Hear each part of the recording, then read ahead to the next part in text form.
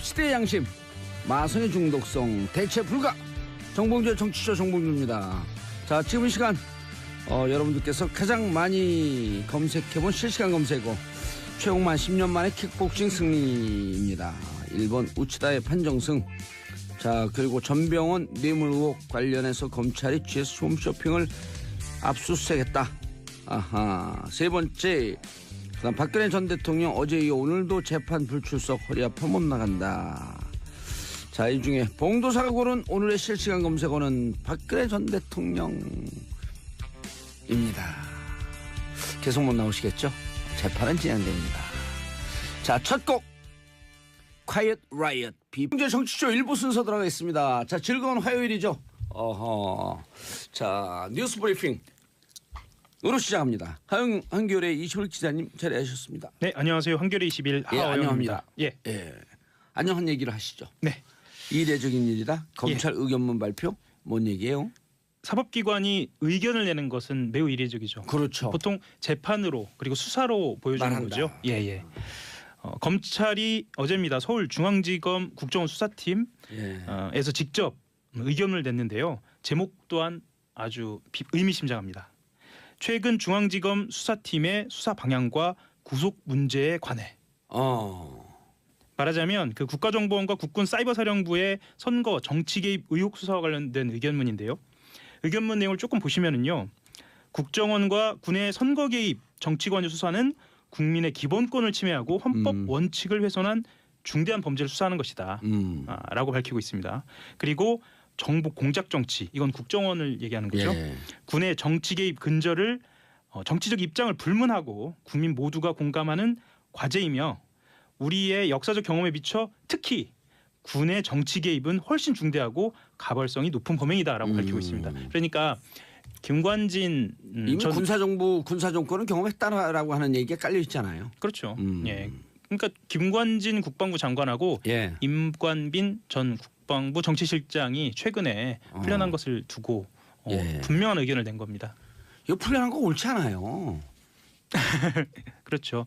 아니, 변호사들, 판사들이 그 법조 출입 기자들이 판사들 그 인용 따려고 멘트 따려고 전화했는데 아무도 답변 안 해드리잖아요. 그러니까 보통은 일반의 법감정이 그 재판부의 의견, 그러니까 법원의 의견하고 이렇게 배치된 경우가 종종 있거든요. 이번 경우 같은 경우에는 일반의 법감정뿐만 아니라 두 명 그렇죠. 연장 한 부장 판사가 한 거 아니에요. 이게 무슨 의미예요? 글쎄요. 일단은 신광열 부장판사죠. 신광열 부장판사 개인의 어떤 이력에 대한 이야기도 많이 나오는데요. 그거는 글쎄 그거를 확정지어서 이야기하기는 좀 쉽지 않을 것 같고요. 일단은 제 개인적으로 봤을 때는 기득권으로 보이는 세력의 저항이 아닐까 정도로 추정할 수 있습니다. 좀 조심스럽긴 한데요. 김관진 전 국방부 장관 석방되자마자 MB가 SNS에 입장을 발표했잖아요. 그렇죠? 그럼 뭔가 그 자기적인 움직임이 있었던 거죠. 그렇다고 볼 수 있죠. 저는 그래서 보통 본인이 이렇게 구속적 부심인데 사정 변경 없는데 구속적 부심 신청하겠습니다 하면 변호사들 다 말린대요. 말리죠. 말리고 혼나죠. 그렇죠. 나갈 생각부터 하지 마시라고. 2000년대 2000건 신청했는데 300건이 됐다라고 하는데 2000건 구속적 부심은 전체 그 이 건수의 0.1%는 안 된다는 거예요. 그렇죠. 맞습니다. 그러니까 구속적 부심 사정 변경 없는데 나온 케이스는 역사상 거의 첫 케이스다. 맞습니다. 역사상 첫 케이스고요. 그래서 그런 얘기를 기자가 이제 진행자가 하겠고 하면 어떻게 해요? 역사상 첫 케이스인가까지는 제가 알아보지 못했습니다. 역사상 거의 첫 케이스로 보인다. 거의. 그건 정확한 것 같습니다. Almost. 거의. 그렇죠. Almost. 그래서 그때 재판부가 구속 적부심 심사에서 석방 결정을 할 때 범죄 성립 여부에 대해서 다툼의 여지가 있다라고 이야기를 했거든요. 이것에 대한 보도가 또 나왔습니다. JTBC 단독 보도인데요. 김관진 전 장관을 석방하면서 그 말씀드렸던 것처럼 사이버사 댓글 부대를 주도했다는 혐의 내용에 다툴 여지가 있다. 이런 내용에 대해서 한번 들여다보니까요. 합참의 군사 전략서와 국방대학교의 보고서에 정부를 비판하는 사람들을 종북 세력으로 규정하고 군이 민간 사이버 요원을 활용해 대응해야 한다는 내용이 확인된 겁니다. 이게 2013년도예요. 그러니까 이미 김관진 재임 시절, 그러니까 김관진 장관 재임 시절에 합참이 이 합동군사 전략서를 만들면서 사이버 위협을 이때 추가를 했고요.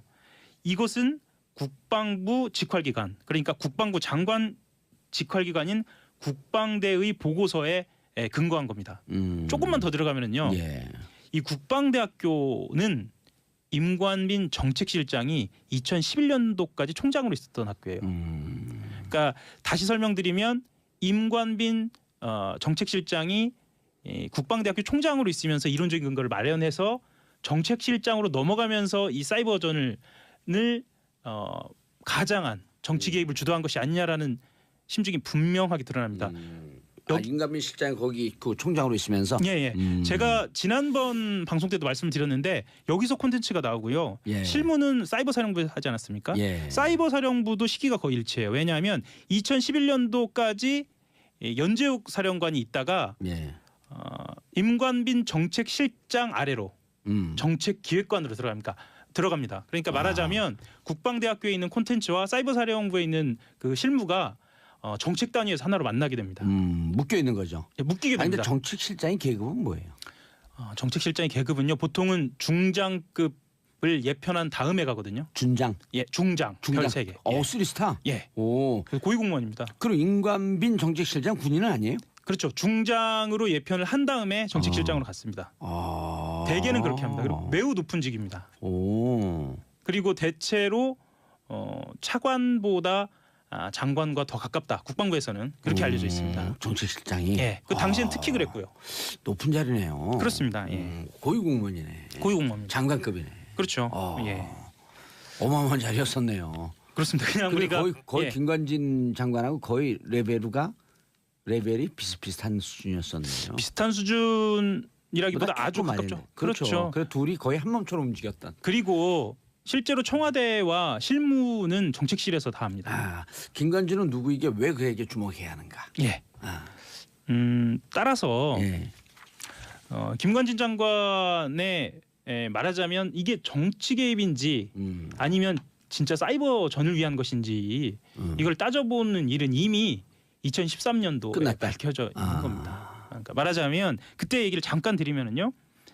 3년 전에 한겨레 첩보도 나왔을 때 첩보도 나온 사흘 뒤부터 전체적으로 증거인멸이 시작되거든요. 이제 우리가 흔히 말하는 디가우징이라고 예. 하죠. 이 작업이 시작이 되는데 이 작업은 각 사이버사 요원들의 그 컴퓨터에 있는 하드디스크를 삭제하는 것뿐만 아니라 댓글 삭제까지 이루어집니다. 그래서 지금 일부에서는 단순히 이게 정치 개입이 아니고 사이버전이다라고 이야기를 하는데요. 발견된 것만 그만큼인 겁니다. 발견된 것만 만여 건이고요. 실제로 지운 것까지 하면 얼마인지는 모릅니다. 그 이태하 심리전 단장에게 이게 문제가 되니까 그렇죠. 2014년인가 2015년으로 14년으로 추정이 되는데 국방부에서 압수수색이 들어가잖아요. 그렇죠. 군 검찰에서. 예. 그럼 미리 알려주고. 그렇죠. 알아서 증거 지어라. 그렇죠. 그러니까 그 이태하 심리전 단장이 그 내용을 갖고 하소연을 하잖아요. 옥도경한테. 그렇죠. 내가 가만 안 있겠다. 왜 다 해놓고 잘한다고 칭찬해놓고 이제 갖고 우리 그 식구들을 다 죽이냐. 그렇죠. 나만 한 거냐 이렇게 얘기를 예. 하죠. 예. 그래서 기무사도 한 것으로 뒤늦게 밝혀졌죠. 그렇죠. 장관이 지시하고 장관이 잘했다고 박수 쳐놓고. 예. 정치 개입 근거를 조금만 더 들여다보면요. 이거는 이미 그 검찰의 범죄 일람표, 그러니까 옥도경 연재욱 사령관의 범죄 일람표에도 등장하는 건데요. 2012년 11월부터 대선 투표일인 그 해에 2012년 그 해입니다.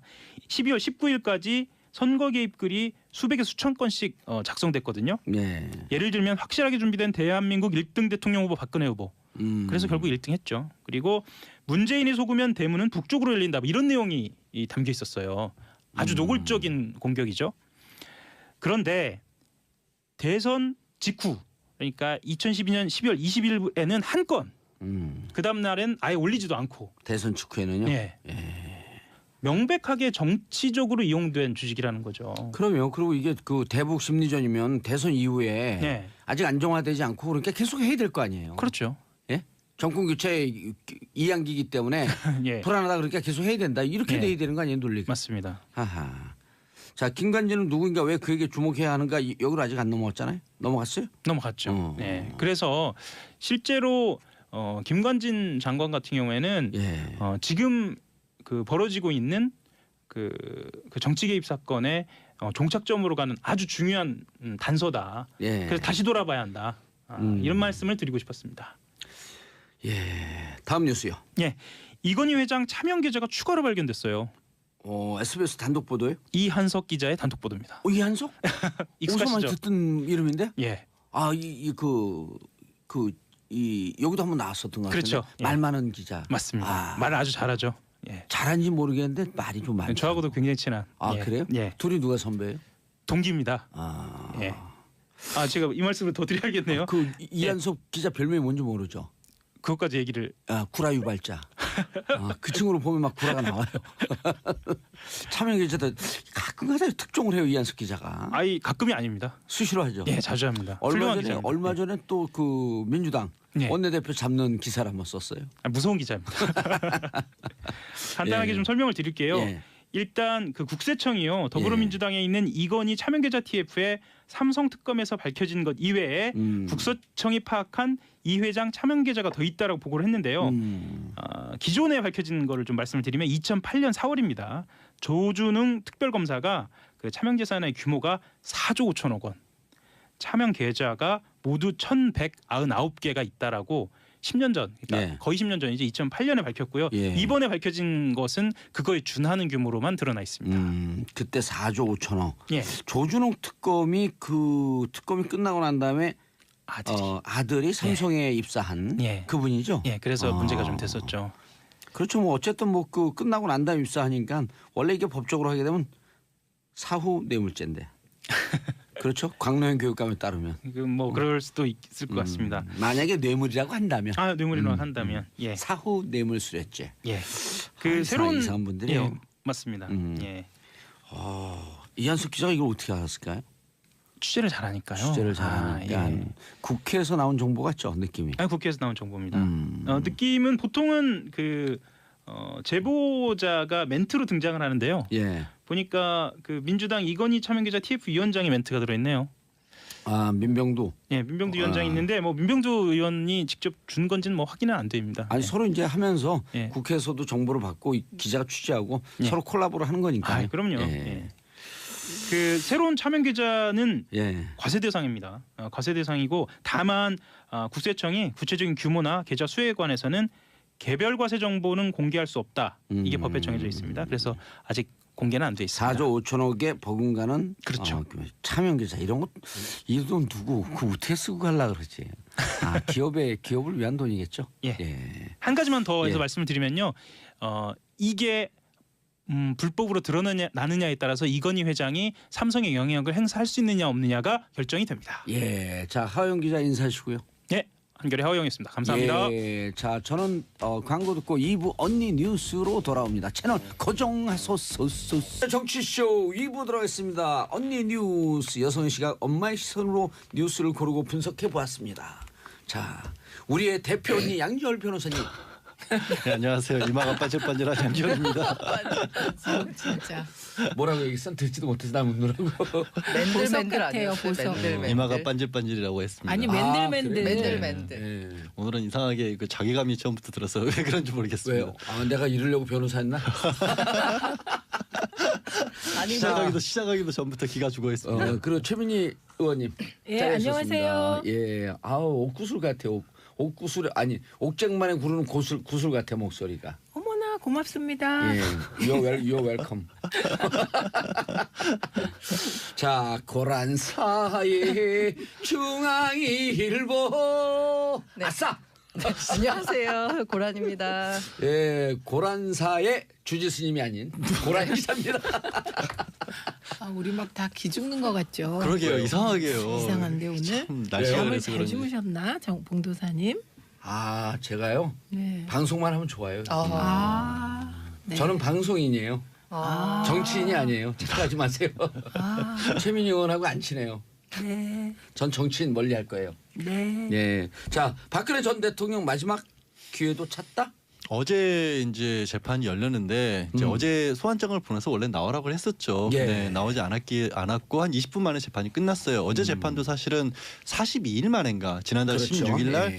이제 영장이 재발부가 되면서 더 이상 재판부를 믿지 못하겠다라고 해서 거부 의사 표시를 했고 그래서 42일 만에 열렸는데 사실은 안 나올 거라고 다들 알고 있었죠. 그런데도 불구하고 아니 안 나올 걸 뻔히 알면서 왜 재판은 열고 또 오늘도 안 나올 거 뻔히 알면서 왜 한 번 더 기회를 주느냐라고 생각하시는 분들이 계실 것 같은데 이런 겁니다. 재판부 입장에서는 자 재판에 계속 불출석을 하게 되면 뭐 불이익이라는 표현을 저는 쓰고 싶진 않아요. 다만 당신이 원하는 방향으로 재판이 안 갈 수는 있다. 그렇지 않습니까? 변호인들도 못 만나고 있는데 예. 그 같은 사건이라도 생각하기에 따라 이쪽을 좀 강조해 주십시오. 저쪽을 강조해 주십시오. 할 수 있는데 안 나오니 그게 안 되고 결국에는 재판부가 생각하는 방향 그리고 뭐 의뢰인 얘기는 못 들었지만 변호인이 생각했을 때 이 방향이 맞다고 생각하는 방향으로 진행될 수 있다라는 걸 충분히 알려주고 예. 그럼에도 불구하고 난 안 하겠다고 하면 어쩔 수 없는 일 아니냐라고 하기 때문에 그래서 어제도 열렸고 오늘도 아마 어제 이제 계속 안 나오면 걸석 재판 할 수밖에 없습니다라고 했지만 오늘도 진행은 안 하고 그럼 앞으로 걸석 재판은 어떻게 할 것인지 검찰하고 변호인들 한번 의견 한번 제시해 보십시오라는 얘기 정도 듣는 걸로 아마 끝날 예. 것으로 보입니다. 아니 재판이라는 의미로 우리 청취자분들도 시청자분들도 들을 때 재판이라고 하는 것은 죄를 진 사람에게 국가 공권력이 벌을 줘야 되겠다라고 하는 판단과 예. 그리고 나는 죄가 없습니다라고 하는 자기 변론과의 싸움 아니에요. 그러니까 실제 형사법정을 가 보시면요, 민사법정하고 형사법정의 차이는 검사를 그 민사법정은 나온 원고와 피고가 판사를 마주보고 있고요. 예. 형사법정은 검사와 피고인이 같은 위치에서 대등하게 마주보고 있습니다. 마주보고 있죠. 그 검사와 피고인이 이게 다툼을 하면 그 다툼을 잘 살펴보고 판사가 봤을 때 누구 말이 맞다라고 손들어주는 거라고 생각하시면 돼요. 예. 이거는 무슨 옛날 무슨 저 사또가 뭐 일방적으로 끌고 와서 네 죄를 네가 불렸다 이런 식의 재판이 아닌 그렇죠. 거고 예. 말씀드린 것처럼 지적하신 것처럼 공정한 기회를 주는 거거든요. 근데 그 기회를 스스로 박차면 어쩔 수 없다라는 것마저도 재판부에서는 2번, 3번에 걸쳐 시간을 주는 겁니다. 아니 근데요 예. 보면서 세긴 센 거죠 대통령이어서 보통은 전직. 왜냐하면 한번 생각해 보세요 검찰이 불렀는데 안 나가는 경우 일반인들은 상상할 수가 없어요. 경찰이 그리고 불러도 꼭 예, 가야죠. 경찰도 무서운데 검찰은 더 무섭고 검찰보다 더 무서운 게 재판부 사법부거든요. 맞아요. 예, 그러니까 고란 기자님 근데 진짜로 네. 재판장에 가봤어요? 취재 말고? 개인적으로 한번 가본 적 있습니다. 뭐 잘못한 게 있어요? 다 놀라시는데 제가 대학교 때 과외비로 받은 수표를 지갑을 잃어버려가지고 수표 10만 원짜리 3장을 잃어버려서 그걸 어떻게 하나 했더니 뭐 신고를 하래요. 아, 깜짝이야. 네. 그래서 그걸 신고를 묵과외. 했더니 한 장은 돌아오고 네. 그래서 그 편의점 주인과 반띵하고 네. 그리고 피해자로 신고를 한 네, 거군요. 2장을 갔더니 뭐 그냥 몇 마디 하니까 그냥 끝나던데요. 네. 네. 그럼 민사법정이었고요. 민사를 간 거야 민사.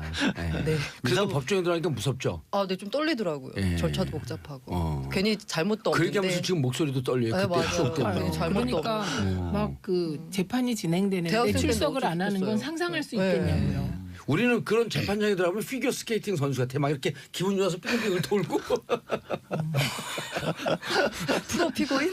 하여튼 그럼 판사가 눈빛을 못 쳐다봐요.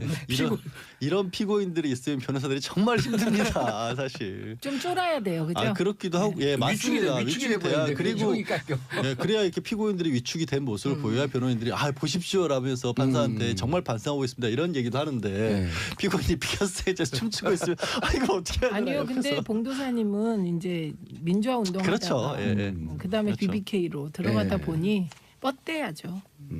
그러니까 봉도사님 케이스는 본인이 잘못한 게 없다라고 기본 마인드를 갖고 계셨기 때문에. 근데 대한민국 그 피고인들은 그냥 다 잘못하지 않았다 그래요. 다 잘못하지 않았다. 박 전 대통령도 마찬가지죠 지금. 그래서 잘못했는데 날 또 감옥에 놓냐 이거 박 전 맞아요. 대통령도. 깜빵에 가면 제일 그런 게 다 무죄예요. 예. 그리고 벽에 제일 많이 써 있는 게 유전무죄, 무전유죄. 예. 그리고 또 하나 뭔지 아세요? 이 또한 지나가리라. 그다음에 가사 제목이 써 있어요. 나가거든. 나가거든. 그게 나가거든요. 그냥 출소. 나가거든. 생생한 증언이에요. 저로서는 네. 이제 마침 겪어보지 못한 일이라 막상. 자, 그럼 걸석 재판을 계속 진행하면 이제 오늘은 걸석 재판을 어떻게 진행할 것인가라고 하는 것을 협의한다. 그렇죠. 그러니까 순서가요.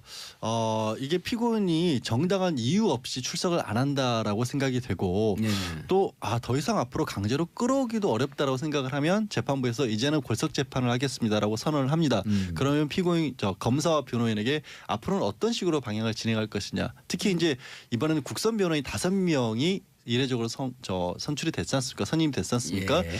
그 검사는 그렇다 치더라도 변호인들의 기존 전략과 같은 방향으로 갈 건지 무엇보다도 전에 사선 변호사들 같은 경우에는 모든 증인들을 다 부르는 변론 방침을 세웠었지 않습니까? 그래서 굉장히 재판도 길어졌고 사실 법조계에서는 2번씩이나 구속을 할 수밖에 없었던 것도 어찌 보면 그런 변호 전략도 하나 기여를 했다라고 보고 있는데 앞으로 그러면 국선 5명의 변호인들도 똑같은 전략을 쓸 거냐 아니면 그중에서 정말로 핵심적인 부분을 골라내서 증인 신문을 좀 많이 철회를 할 거냐에 따라서 재판 앞으로 예정일 자체가 크게 달라질 것이기 때문에 그 부분을 물어볼 겁니다. 근데요, 그 변호인들이 박근혜 전 대통령을 못 만났다잖아요. 3번이나 만나 뵙겠다고 했으나 만나질 못했고 그 얘기는 뭐냐면 다른 게 아니라 이 중에서 물어볼 거 아니에요. 혹시 이 많은 증언들이 있는데 정말 이 중에서 억울한 얘기 있냐. 진짜 사실과 다른데. 그걸 물어보거든요. 그걸 물어봐야 되는데 못 물어본 거예요. 네. 좀 답답한 상황이죠. 국선 변호인들 입장에서는. 그렇죠. 그리고 재판부도 이분들 비장한 심정으로 재판을 하잖아요. 매 재판에 임할 때마다 네. 억울한 사람이 없도록. 그렇죠. 그다음 국가 공권력이 무시당하지 않도록. 이 중에 제일 국선 변호인이라고 하지만 제일 변호사 경력이 긴 분은 31년 변호사를 하신 분이에요. 뭐 6년 차부터 31년 차까지 5명이 있고요. 또 사실은 되게 혼자 하면 많이 억울한 일이 억울하진 않아요. 사실 국선 변호인 5명이 일을 하는데 왜 억울하겠어요. 근데 이 경우 박 전 대통령의 경우는 최순실 씨가 공범으로 돼 있잖아요. 최서원 씨가. 그러니까 거의 많은 부분이 그 재판에서 같은 법정에서 다퉈지고 있어요. 그래서 혼자 뭐 국선 변호인에서 만나지도 않고 변론을 받는다고 특별하게 달라질 상황은 아니라고 보여요. 그리고 동시에 또 삼성 이재용 그렇죠. 부회장의 항소심 재판도 진행되고 있고요. 뇌물과 관련해서는 가장 크게 다퉈지는 부분이 예. 이재용 재판인데 그 부분에 엄청난 화력이 집중돼 있지 않습니까? 그렇기 때문에 뭐 크게 달라진다, 꼭 뭐 변호인단이 바뀌어서 불이익하다라고 볼 상황은 좀 아니지 않은가 싶습니다. 오늘인가 어젠가 한 언론사에서요. 네. 이재용 부회장을 가까이서 봤더니 참 인품이 넘치더라. 그런 기사를 썼는데 무슨 한 편의 소설책을 읽는 것처럼 감동적이었어요. 그러니까 이게 가끔 우리가 이제 하는 말로 언론 플레이라는 걸 얘기를 하지 않습니까? 그래서 정말로 굵직한 인물들이 그 교도소에 이렇게 들어가면 그런 그 프로젝트가 진행이 되는 모양이더라고요. 그러니까 변호사가 법정에서 하는 거 말고 외부로도 우리 피고인은 들어가 있을 분이 절대 아니다라는 예. 작업들이 이루어지는데 그건지는 모르겠어요. 저는. 그것과 또 비슷한 것도 있었잖아요. 최근에 김관진 참군인. 참군인의 그리고 표상. 눈빛까지. 예. 눈빛. 네. 그리고 김정은이 가장 좋아할 것이다. 김관진이 들어가 있는 것을. 그리고 석방되니까 이제 김정은이 안 좋아하는 일이 벌어졌다. 아니 근데 퇴직한 떨릴 군인이 것이다. 들어가 있는데 김정은하고 무슨 상관이에요? 그분이 그러게 퇴직을 말이에요. 했는데도 여전히 그럼 군을 지휘하고 그거 있나요? 우리가 어제 농담 비슷하게 얘기했는데 김정은이 그런 거를요 확인하지 않고 쓰면 그거 허위사실 유포예요. 그거 확인하면 뭔지 아세요? 국가보안법. 그렇네. 확인하니까. 그렇네. 그 참 이상한 언론이에요. 그러게요. 김관진 전 장관 새로 별칭이 붙으신 것 같은데 참치군인이라고. 왜요? 참 정치군인이라는. 오늘 네. 오늘 한 건. 네, 참치군인이라. 한 건 했어. 고란 기자님 웃겨요. 아, 네. 감사합니다. 금방 우리가 어떤 행동 보였는지 알죠? 웃었어요. 웃겨서. 뭐지? 고 기자님 또 눈 동그래지셨는데. 자 다음 뉴스 최민희 의원님 임신 중절. 네. 예, 네, 청와대 가능. 청원 예. 사이트에 이제 낙태죄를 폐지하자 이런 용어도 청원이. 바꾸자고 대통령께서 그랬다는 거 아니에요? 그렇죠. 왜냐하면 낙태죄라는 건 그 자체가 되게 범죄가 그렇죠. 되잖아요. 그래서 그렇죠. 그냥 임신 중절로 임신 바꾸자 중절. 그렇게 얘기를 했고요. 그래서 이게 20만 건의 청원이 넘어가면 이게 이제 청원에 대해서 청와대가 답을 해야 되는데 조국 민정수석이 몸소 나와서 예, 답을 했습니다. 그래서 이제 이 임신 중절에 대한 공론화가 진행될 것 같아요. 예, 근데 이제 이 자료를 쭉 보니까 우리나라의 임신 중절률이 굉장히 높아요. 네, 그냥 일반적으로는 그 가임기 여성의 2명 중에 1명은 임신 중절 경험이 있다. 이렇게 일반적으로 나와 있고요. 그리고 이제 다른 나라에 비교해도 굉장히 높은데 요거를 찾아보니까요.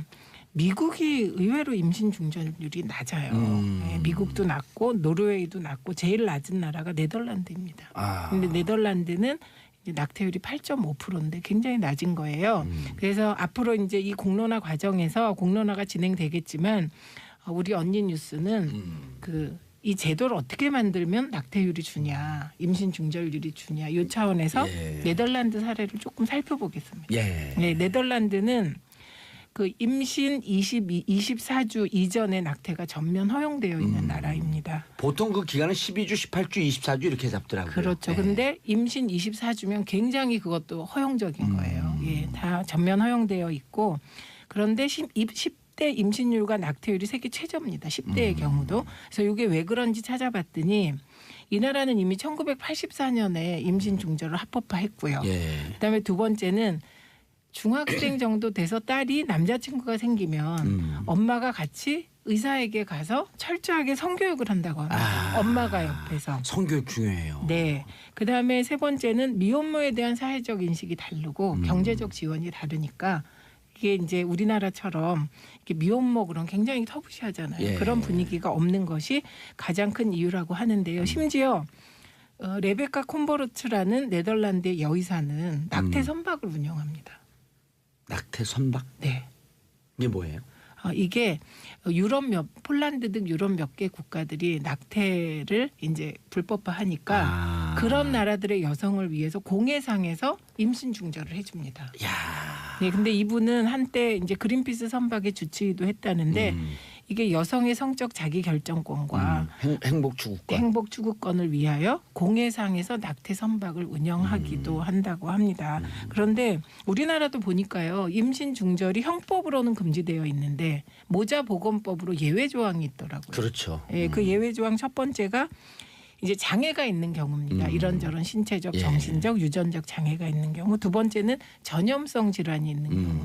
세 번째는 강간이나 중강간에 의한 임신. 원하지 않는 네 번째는 혈족이나 인척. 그러니까 혼인 불가인 관계에서 임신이 됐을 경우. 그다음에 다섯 번째가 모체 건강 침해인데요. 이게 하루에 이제 3,000건 정도의 임신 중절이 우리나라에서 행해진다고 합니다만 이건 어디까지나 추정이죠. 통계치적 추정이고요. 왜냐 불법인가 다 안 밝히니까. 그렇죠. 이게 의사의 경우는요. 낙태를 했을 경우 임신 중절을 해주면 이게 2년 이상의 2년 이하. 2년 이하의 징역에 처하게 되더라고요. 그러니까 269조 270조. 그러니까 임산부가 1년 이하인 거에 비하면 의사를 더 무겁게 하기 때문에 이게 정확한 통계는 아닐 거다. 그래서 이번에 조국 수석이 발표하면서 임신 중절 통계를 이제 내년부터 내겠다고 했는데 거기서 가장 중요한 건 과연 답변을 하겠느냐 제대로. 이게 문제인 것 같습니다. 그러니까 산부인과 협회에서 약 1일 3,000명 추정하는데 의사들에 따라서 5,000명까지 추정하는 분들도 계시더라고요. 그러니까 3,000명 추정해도 1년에 120만 명이에요.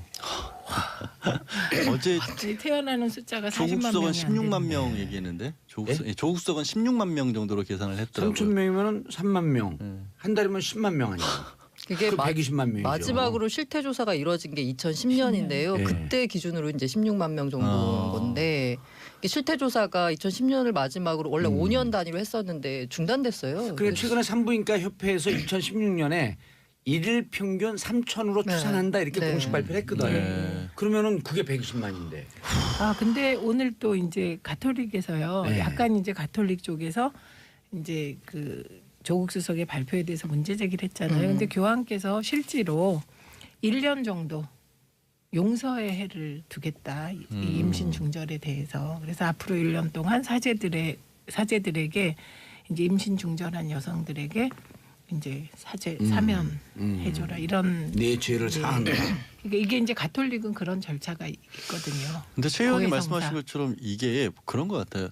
첫째로는 원치 않는 임신이 생기지 않도록 막는 장치가 필요하고 그렇죠. 마지못해 생겼더라고 할지라도 키울 수 있는 환경이 주어지면 이 임신 중절은 자연스럽게 줄어들 텐데 우리는 둘 다 안 되고 그럼 둘 다 완벽히 안 되고 있거든요. 근데 사실은. 성교육도 제대로 안 돼 있고. 저는 그 최근에 읽은 뉴스 중에 제일 정말 가슴 아팠던 게 요즘 청소년들의 성에 대해서 너무 일찍 눈을 뜨다 보니까 근데 피임이나 이런 교육은 제대로 안 되니까 비닐봉지 같은 걸로 피임을 하는 그러니까 황당한 그, 일들이 예. 벌어진다는 거예요. 아 그리고 그 실질적으로 있었던 일이에요. 싫어해요. 네. 네. 그러니까 그러니까 뭐 화장실에서 애를 낳았다고 네. 이런 네. 뉴스들이 그렇게 많이 많았죠. 근데 비닐봉지 또 그리고 풍선도 네. 사용하면 되는 네, 거예요. 그래서 건강을 이게 해치기니까. 오히려 이제 우리가 이런 얘기를 할 때 주목해야 될 것은 청소년들이 임신을 예. 할 경우 돈도 없고 아무것도 없잖아요. 그러니까 이제 진짜로 그 무허가 불법 낙태에 노출되는 겁니다. 그 건강이 네. 완전히 그래갖고 평생 그 그렇죠. 건강이 망가질 수가 예, 있잖아요. 세계적으로 연간 약 7만 명이 이게 잘못된 낙태로 인해 숨진다는 통계도 있습니다. 그러니까 저는 이게 여러 가지 이제 논의가 앞으로 있겠습니다만 가장 중요한 건 청소년 성교육인 것 같고 예. 저도 이제 생각을 해봤어요. 저도 딸이 이제 고2거든요. 그러니까 2000년생에? 아니 우리 딸이 네. 예, 2000년생의 딸이. 네. 우리 그런데 딸도 2000년생. 그러니까 네. 정말 걱정이 되고 이런데 아 성교육을 제대로 시킨다. 그럼 내가 네덜란드처럼 우리 딸 손을 잡고 병원에 가서 그런 교육을 같이 할 수 있을까를 생각하는데 처음에는 좀 부끄러운데 해야 되겠다 이런 생각이 든 게 불법 시술로 인한 그 사망의 피해자 많이 노출된 게 청소년이거든요. 근데 최민희 의원님 같은 경우는 딸 걱정만 하지 말고 이미 공인이고 영향력이 있는 분이니까 우리 대한민국의 그 10대들을 위한 성교육을 어떻게 할 건지 그런 그렇죠. 거 고민하세요. 그렇죠. 그거는 왜냐하면 프랑스 같은 경우가 그 출산율이 최저였다가 네, 출산율이 맞습니다. 늘어나기 시작한 게 미혼모.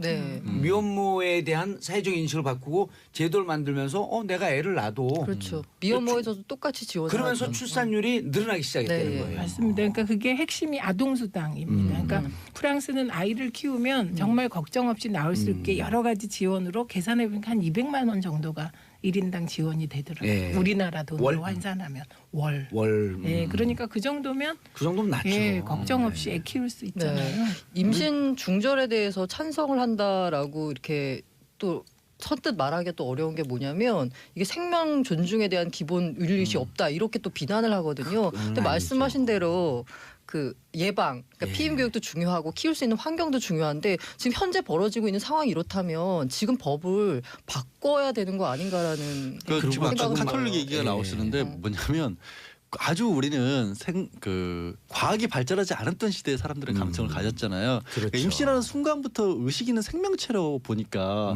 마치 살아있는 사람을 죽이는 것 같은 생각을 하게 되거든요. 그게 이제 유럽이나 선진국 임신 중절 허용하는 나라는 12주, 예, 18주, 그렇죠. 24주 이게 딱 기준 나라마다 기준이 독일 틀리거든요. 같은 경우가 그걸 좀 가장- 연기해줘야죠. 예. 독일은 12주에 따라서 임신 중절을 할 수 있는 경우 또 12주에서 22주에 할 수 있는 경우 22주에서 출산까지 이렇게 정해져 있는데요. 예.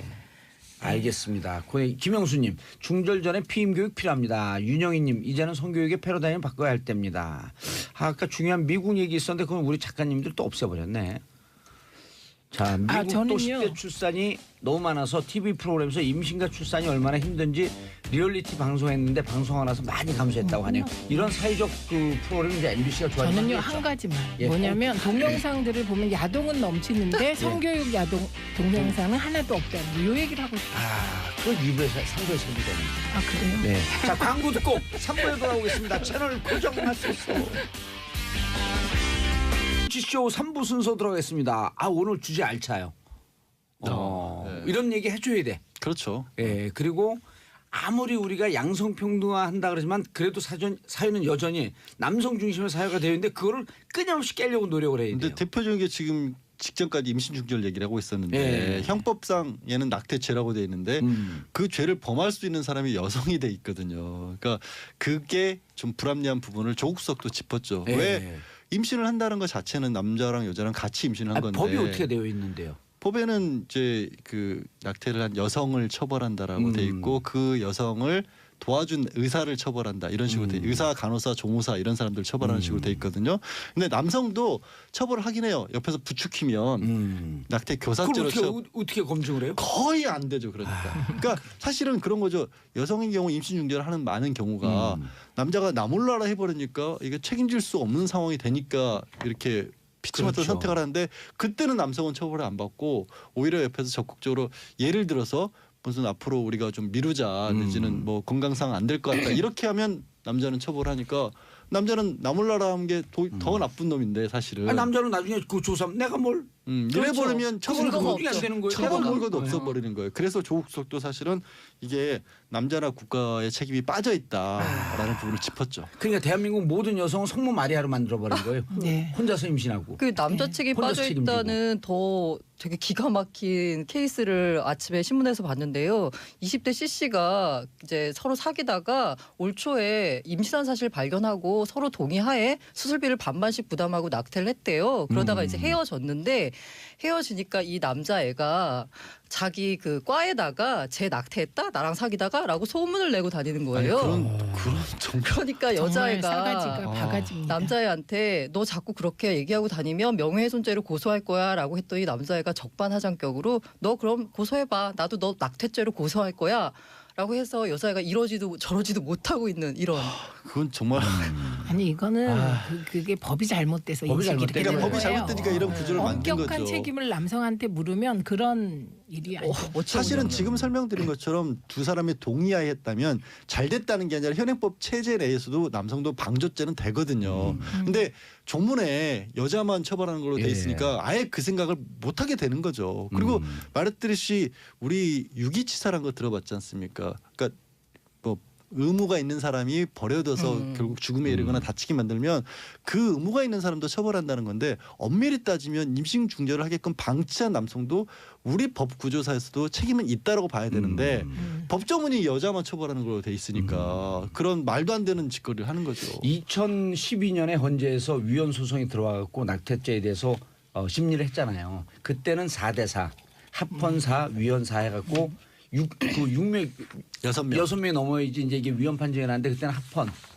근데 이제 지금 심리가 다시 들어갔거든요. 지난 2월에 예, 2월에 이제 들어갔는데 현재 헌재 재판관 중에 5명이 의사 표명을 했는데 그분들은 손봐야 된다. 3명은 아직 입장을 유보하고 있고 헌재 재판장으로 지금 이진성 재판장 취임했죠. 취임했나요? 예. 아 그분도 손봐야 된다. 손봐야 된다. 예. 그래서 6명이 위헌이다라고 하는 의견을 갖고 있고 3명도 합헌이다가 아니라 의사 표명을 안 하고 있어요. 그 단순 위헌으로 될 가능성보다는 아까 얘기하신 유럽 뭐 독일이라든가 미국처럼 한 3개월 정도의 시간을 주는 방향으로 바뀔 가능성이 좀 있다. 그러면 이제 헌법 불합치를 하고 국회에서 어떻게 이 조정을 할 것이냐. 조금 전에 얘기한 맞아요. 것처럼 여자만 처벌받는 부분도 불합리하고 또 기간도 정하지 않고 무조건 처벌하는 것도 불합리하고 이런 부분은 법을 다 재정비를 해야 될 겁니다. 이 문제에 대해서 남성들 인식을 바꾸고 성교육, 양성 평등에 대한 인식이 높아지잖아요. 그럼 출산율도 높아져요. 그리고 아동수당. 아동수당. 그리고 국가는 아동수당을 책임지고. 네. 그렇죠. 아동수당은 다 쓰잖아요, 다시. 그럼요. 예. 아동수당으로 커피 마시죠. 아동이 있으세요? 아동 있죠. 야동이 있게. 어머 저 오늘 방송심의윤리위원회에서 박수 칠 것 같아요. 어떻게 정확한 말을. 아니 왜도 웃으세요? 야구 동영상. 아 네. 예, 제가 야구 좋아하니까 야구 동영상. 야구. 저 사례 들려서 방송 못할 것 같습니다. 자 다음 이슈 고란 기자님. 청와대 국민청원 게시판 100일 맞았다. 이건 너무 좋은 거예요. 아 이게 아까 말씀하신 낙태죄도 사실 이 국민청원 게시판에 20만 건 이상이 접수돼서 조국 수석이 답변을 한 거거든요. 이게 취임 100일이던 지난 8월 18일에 문재인 대통령이 청와대 홈페이지 전면 개편을 지시했고 예. 19일부터 국민소통광장 내 국민 페이지가 생성됐습니다. 하루에 여기 올라오는 청원이 몇 건인지 아세요? 한 500건 정도 되겠죠. 네. 쪽지 계시네요. 500건쯤 되는데요. 이래갖고 이랬잖아요.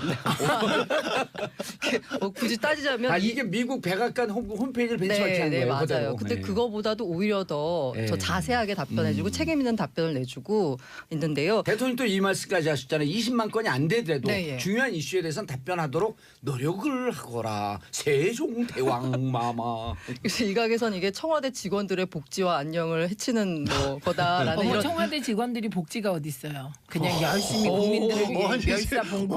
그렇죠. 이런 우스갯소리가 나오는데 약간 힘들다는 의사를 피력하려고 했을 때 문재인 대통령께서 바로 그런 말씀을 하셔가지고 이제 그런 말도 못하고 그치, 생각이 뭐. 열심히 아니 이제 청와대 직원들은 복지라고 그러면 복지부동 하는 줄 알아요. 그러니까 제가 저기 최신문심 아, 네. 그래서 그 최근이 아니라 지금까지 20만 명 이상 추천을 받은 청원이 4건 있거든요. 예, 소년법 폐지. 네, 그렇습니다. 1번이죠. 그렇죠. 그다음에 조두순이 조두순 조두순 출소 반대. 그러니까 제일 많은 숫자가 조두순. 50만. 그게 50만이 넘었죠. 그다음에 말씀하신 낙태죄 폐지가 있고요. 최근에 가장 핫한 권역 외상센터 추가 지원 이국종 청원. 교수. 네. 권역외상센터 이국종 교수가 네. 분통을 터뜨리는. 네. 이렇게 4개가 있고요. 이것에 대해서는 아까 그런 우스갯소리도 있었지만 전반적으로는 긍정적인 평가가 많고요. 그러니까 네. 직접 민주주의의 실험이고 전 정부에서 못했던 국민과의 소통을 원활하게 하는 하나의 수단이다라고 해서 최소한 네. 청와대가 국민들 사이에서 뭐가 뜨거운 이슈가 되고 있고 그렇죠. 뭐가 관심사인 거를 직접적으로 알 수 있다는 것만으로 저는 의미가 있는 것 같아요. 근데 이게 어떤 사람들은 그런 얘기도 하더라고요. 야, 그 막 쓸데없는 거 많이 올라와가지고 막 치고받고 싸움이 나고 있더라. 좀 그래서 싸우기도 해야 돼요. 그렇죠. 근데 맞아요. 민주주의가 싸우는 거예요. 그게 있어야 맞아요. 되는 맞아요. 거예요. 민주주의 그게 있어야 거예요. 되는데 이전에는 아예 그걸 막아버렸잖아요. 싸우려고 하면 종북이다고 그냥 이렇게 그렇죠. 쳐버리고 왜 시끄러운지 그걸로 떠들어 그리고 댓글로 예. 덮어버리고 그랬으니까 그동안 못했던 말들이 막 올라오는 거예요. 그러니까요. 제가 제일 싫어하는 말 중에 하나가 국론 분열이거든요. 예. 아, 아니, 국론이 좀 분열되면 어때요? 분열됐다가 국민은 통일되는 건 독재 국가예요. 그렇죠. 아니 근데 국론이 분열됐다가 통일되는 과정이 민주주의적 절차죠. 그렇죠. 예. 아니 민주주의는 이렇게 예를 들면 제일 좋아요. 피리 안에 바람은 충돌해요. 그래야지 아름다운 소리가 나는 거예요. 피리 바람이 한 방향으로 가잖아요. 그 아름다운 소리가 안 나요. 그 출처가 어딘가요? 저요. 바이 BJ. 그요 피리 빰빰빰빰. 바람이 한 군데로 가는 게 삑살이 난다고. 오늘 야동의 삑살이 날려. 야, 네, 오늘 좀 두 분 뭐- 아주 멋진 예. 말들을 그냥 막 아니, 쏟아내서 오늘- 그냥 심의 오늘- 규정에 좀 오늘 문제가 그냥 있거든요. 최민희 의원님 작두 타셨어요. 그냥 아니 계속 그러니까 타세요. 30년 케미. 네. 30년 좀 더 되지 않았나? 32년. 32년 케미. 자, 그런데 그래서 이거 반대하는 분들한테 이렇게 물어보면 돼요. 네. 그럼 우리 국민들이 정말 지역에 있는 국민들이 정책으로 뭔가 좀 제안하려면 어디다 얘기해요? 그럼 구의원이 누군지도 모르죠. 그렇죠. 지의원이 누군지도 모르죠. 그럼 국회의원 전화하면 안 되죠. 그럼 어디다 얘기하죠? 국회의원이 선거 전엔 전화를 잘 받는데. 그렇죠. 그죠? 선거 와중에만 받아요. 아니 그리고 최민희 사실 의원 같은 경우는 항상 받고. 응. 예. 이거 전에 애니타임. 신문고라는 아, 있었죠. 그거 아시죠? 예. 근데 있는데 그 약간 유명무실한 게 아무리 올려도 반응이 답변이 없어요. 없어요. 아, 그건 반응이 있어요. 국민권익위 신문고가 있었고 올리면 해당 부처로 돌려줘요. 맞아요. 그게- 그래서 해당 부처에서는 잠깐만 기다리세요. 어. 해당 부처로 돌려드릴게요. 돌려주고 해당 부처에서는 뭐 어쩌고 저쩌고해서 그건 우리가 답변할 사안이 아닙니다. 하는 근데 검토 중에 문제는 있습니다거나. 대부분의 신문고에 왜 올리냐면 해당 부처에 얘기를 해도 안 통하니까 맞아요. 신문고에 맞아요. 올린 맞아요. 거거든요. 그게 그러니까 이제 무한 반복이었어요. 축구 용어에서 축구는 이렇게 주고받고 패스해야지 그게 민주적인 축구거든요. 근데 어떤 사람이 이기적인 사람은 계속 혼자 몰고 가요. 아 그걸 혼자 단독 몰고 드리블 단독 하지 드리블하는데 않나요? 잘 하지도 못하면서 하다가 뺏길 때쯤 되면 패스하고 뺏겨요. 그래갖고 그런 사람들한테 뭐라 그러는 줄 알아요? 쟤한테 패스하면 20년이 가도 돌아오지가 않는다고. 아. 단독 플레이하는 사람한테. 그리고 그래서 우리나라 진다고? 그 전에 신문고가 한 번 질문하면 20년이 지나도 답변이 안 오는 거야. 그러니까 이렇게 답변을 하고 이게 참여 민주주의 예, 그럼요. 실현이죠. 그리고 촛불 정신 구현이고요. 그리고 국회도요. 이렇게 청와대가 이런 걸 해갖고 정책적으로 반영하려고 하면 국회도 더 긴장해요. 행정부가 저렇게 하는데 국민의 대의 기관이 우리가 사실은 대의민주주의를 그렇죠. 살리기 위해서 더 열심히 해야 돼. 이게 상호 긴장 상태에서 경제하는 건데 국민들만 행복해지는 거죠. 그 조두순 청원 같은 경우가 저는 이제 변호사다 보니까 어쩔 수 없이 이건 안 된다는 말씀을 많이 들었는데 안 된다고 해서 그게 끝나는 건 아니라는 그렇죠. 거죠. 그러면 앞으로. 앞으로 비슷한 사례에서는 어떻게 할지 막아야 된다는 것도 있고 제가 요즘에 실제로 형량들을 보면 뭐 살인죄라든가 아동대상 범죄 같은 걸 보면 불과 한 5, 6년 사이에 엄청나게 강하게 됐거든요. 그건 여론의 힘이에요. 과거에 그러니까 살인죄 같은 게 15년, 17년 나오던 게 요즘 25년으로 10년이 늘어났거든요. 맞아요. 그게 정말로 언론과 여론의 힘이에요. 그러니까 현장에서 느껴요. 그거를. 아니 그리고 과거에 전두환 군사 독재 정권 시절에 보안감호라고 하는 게 자기들 권력을 유지하기 위해서 이른바 이제 반대하는 세력을 잡기 위해서 이제 그런 걸 썼지만 그렇죠. 사회 감호라고 하는 게 지금 이 시점에서 독재 정권이 아니기 때문에 성범죄나 이런 등등에 대해서 한번 고려해 볼 수 있지 않을까 이런 논의가 논의가 시작되는 거예요. 시작되는 거예요. 예. 과거에는 네. 밑보이면 이제 형법으로 예를 들어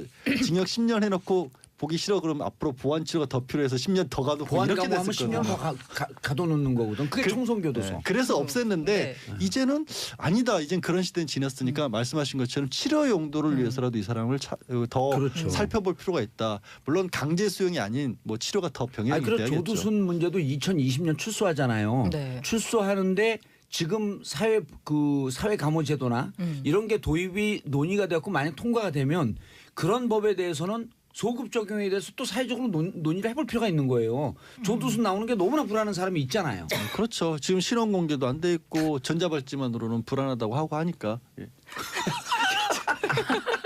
시문자님 신문고 신호위반 속도 위반에 대한 반응은 칼같이온데 아, 이런 시문자님 같은 분 때문에 우리가 살아요. 이렇게 또 아주 깨알 같은 이 디테일이 좋아야 돼. 예. 자 다음 뉴스. 네, 제가 준비했습니다. 이거 제 전문이라서요. 예. 이게 근데 혹시 왜 목소리가 그렇게 네. 손해 보셨어요? 아니요. 아니 한번 있어 보이느라 쫙 깔았는데 왜 깔았어요. 그러세요? 아, 네. 아우. 혹시 전문가니까. 예, 그 가수 박정훈 씨 혹시 아, 아세요? 다시요. 모르시는 분들. 아니 다 알죠. 알죠. 여기 알죠. 여기가 다 다 알죠. 오늘 같은 밤. 그거 할까봐 제가 가만히 있었는데 고 기자님. 이 노래를 받은 히트 가수인데요. 90년 예. 히트 가수. 이분이 최근에 실시간 실검, 검색 순위 1위에 올랐습니다. 일위예요. 예. 이분이 왜냐? 그러면 2천억 원대 가상화폐 사기 사건에 연루된 것으로 지금 검찰 수사 출국금지. 중인데요. 얼굴 마담이 됐어요. 됐었던 거죠? 그 사건이 어떻게 된 거예요? 이게 정확히 말하자면 이분이 직접 사기를 친 건 아니고요. 이 그 뭐 박모 회장이란 분이 이 사기를 쳤는데 그 박모 회장의 사기에 아주 깊숙이 관여된 걸로 이 박정훈 씨가 보이고요. 이 박모 회장이 자금을 해외로 빼돌리기 위해서 위장 계열사를 하나 설립한 것으로 보이는데 거기 대표가 박정훈 씨고 이분이 사기를 벌이면서 전국에 설명회를 다닐 때 이 박정훈 씨가 얼굴 마담으로 와서 이렇게 홍보를 했던 거고요. 뭘 사기친 거예요? 이게 정확히 말씀드리면 이게 이제 가상화폐라고 하는데 제일 많이 들어보시는 게 비트코인이라고 예. 들어보셨죠. 그게 시가총액이 가장 큰 가상화폐고요. 예. 2위가 이더리움이라는 겁니다. 이더리움이 높진 않지만 제일 많이 거래되고 있는 거죠. 뭐 그렇진 가격대는 제일 높진 않습니다. 않던데. 가격대는 좀 높지 않죠. 예. 지금 비트코인이 우리나라 시세로 오늘 보니까 한 1,100만 원쯤 되고요. 1,112만 원이요. 방금 확인했습니다. 네. 안타까운 게 연초에는 120만 원이었는데 이렇게 예. 뛰었습니다. 네. 그리고 그 이더리움 같은 경우는 지금 한 54만 원, 55만 원대. 55만 원대 요 정도의 거래대가 있고요. 근데 이더리움이 연초에 2만 원이었어요. 그런 말씀하시면 네. 근데 이분의 사기는 뭐냐면 이 이더리움을 뭐 팔겠다 이런 게 아니라 그 가상화폐를 얻는 방법이 두 가지가 있습니다. 하나는 이제 직접 거래소 같은 데서 사는 사는 거고요. 거. 이게 가장 일반적이고 하나는 채굴이라는 방법이 있거든요. 이 채굴이 말이 채굴이지 쉽게 말하면 엄청나게 많은 컴퓨터를 돌려서 일종의 그 복잡한 연산식을 풀면은 그 보상으로 가상화폐가 주어지는 거거든요. 근데 지금 현재 말씀드리면 비트코인은 채굴이 거의 불가능하고요. 너무 어려워서 그래서 이건 전문 채굴업자들이 하는 거고 국내에서 많이 한다는 채굴이 바로 이 이더리움입니다. 이건 이제 PC를 사서 하면 되는 거거든요. 근데 이분이 한 게 뭐냐면 이 채굴기를 파는 다단계 사기였습니다. 그러니까 채굴기 이른바 PC를 파는 거죠. 그렇죠. 이렇게 피스처럼 생긴 요런 네. 건데 이제 채굴기를 파는 건데 그러니까 투자자들한테 가가지고 이 채굴기를 하나 사면 채굴기가 한 300만 원가량이 하나 사면 여기서 한 달에 이더리움이 뭐 2개가 나온다. 0.2개가 나온다. 몇 3개가 개가 나온다. 이렇게 예. 얘기를 해가지고 야 그러면 5개월 만에 원금을 회수할 수 있어. 그리고 2년이거든요. 계약 기간이 2년 동안 그 나머지 기간 동안 나오는 건 다 네가 갖는 거야. 얼마나 이익이니? 라고 이제 다단계 사기를 해서 파는 건데요. 사실 말씀드리자면 저도 지난 5월 말에 잠깐만 요 문제가 된 업체에 있는 분이 저한테 이제 이 만났어요? 이더리움 채굴기를 팔려고 하는 분을 만나봤어요. 왜냐 이더리움 가상화폐에 대해서 기사를 대한민국 제일 많이 쓴 기자거든요. 고란 기자가. 돈 많이 벌었겠네. 아니 뭐 그렇진 않고요. 그래서 그래서 만났는데. 이제 후배가 저한테 물어보는 거예요. 선배 이거 괜찮은 거예요?라고 물어봐서 저도 이제 채굴기. 호기심에 아니 도대체 이게 뭐지 하고 가봤더니 그 원리는 그렇고요. 근데 그 원리만 놓고 보면 맞는데 구조가 이상한 게 왜 그 사람이 나한테 채굴기 하나를 보면 그 사람한테 돈이 20%가 떨어져요. 고기자가 사면 그 사람도 그 돈을 사람이- 갖는다는 그 거죠. 사람은 그게 20%가 그럼 떨어져요. 다단계네. 그러죠. 그래서 근데 이게 20%만 있는 게 아니라 이걸 또 밑에 무슨 가지치기를 바이너리 옵션이라는 무슨 전문 용어가 있더라고요. 뭐 가지치기를 이렇게 해서 양쪽의 균형을 맞추면 또 10%가 떨어지고. 그럼 피라미드네. 그러니까. 다단계 피라미드 그거죠. 그래서 너무 이상한 거예요. 그럼 내가 사는데 결과적으로 이 사람한테 한 30%가 떨어지는 거잖아요. 그러면 이게 너무 말이 안 되는 그러니까 이제 거잖아요. 고란 기자가 그걸 산 다음에 또 고란 기자가 그 또 중간 팔아. 에이전시가 되고 예, 다른 사람에게 그렇죠. 팔고 예. 그럼 나한테 또 30% 떨어지니까 아니요. 다단계 그게 그 마력이 아주 지금 마력. 전형적인 방법이네. 네. 그리고 이더리움이니 비트코인이 어려운 것 같지만 사실은 딱 내용은 옛날에 아프리카 금광이랑 똑같은 얘기잖아요. 그렇죠. 그게 뭐냐면 그래서 이름도 친구. 예. 그래서 제가 금융감독원 이 불법 금융대응단 분들하고 아주 친한데 이분들한테 물어봤더니 다단계 사기 구조는 똑같다. 그렇죠. 코인 그러니까 이 비트코인이나 뭐 이런 이름만 코인으로만 달라요. 바뀐 거다. 소재만 바뀌었을 뿐이지. 맞아요. 그리고 용어만 달라졌어요. 예. 그래서 지금 소위 선릉역에 가면 그런 빌딩 하나가 전부 다다 그런 사기 업체들이 있는 빌딩이 있대요. 그리고 거기는 그런 건물은 어떤 건물인 줄 알아요? 준공도 떨어지지 않은 불법 건물이에요.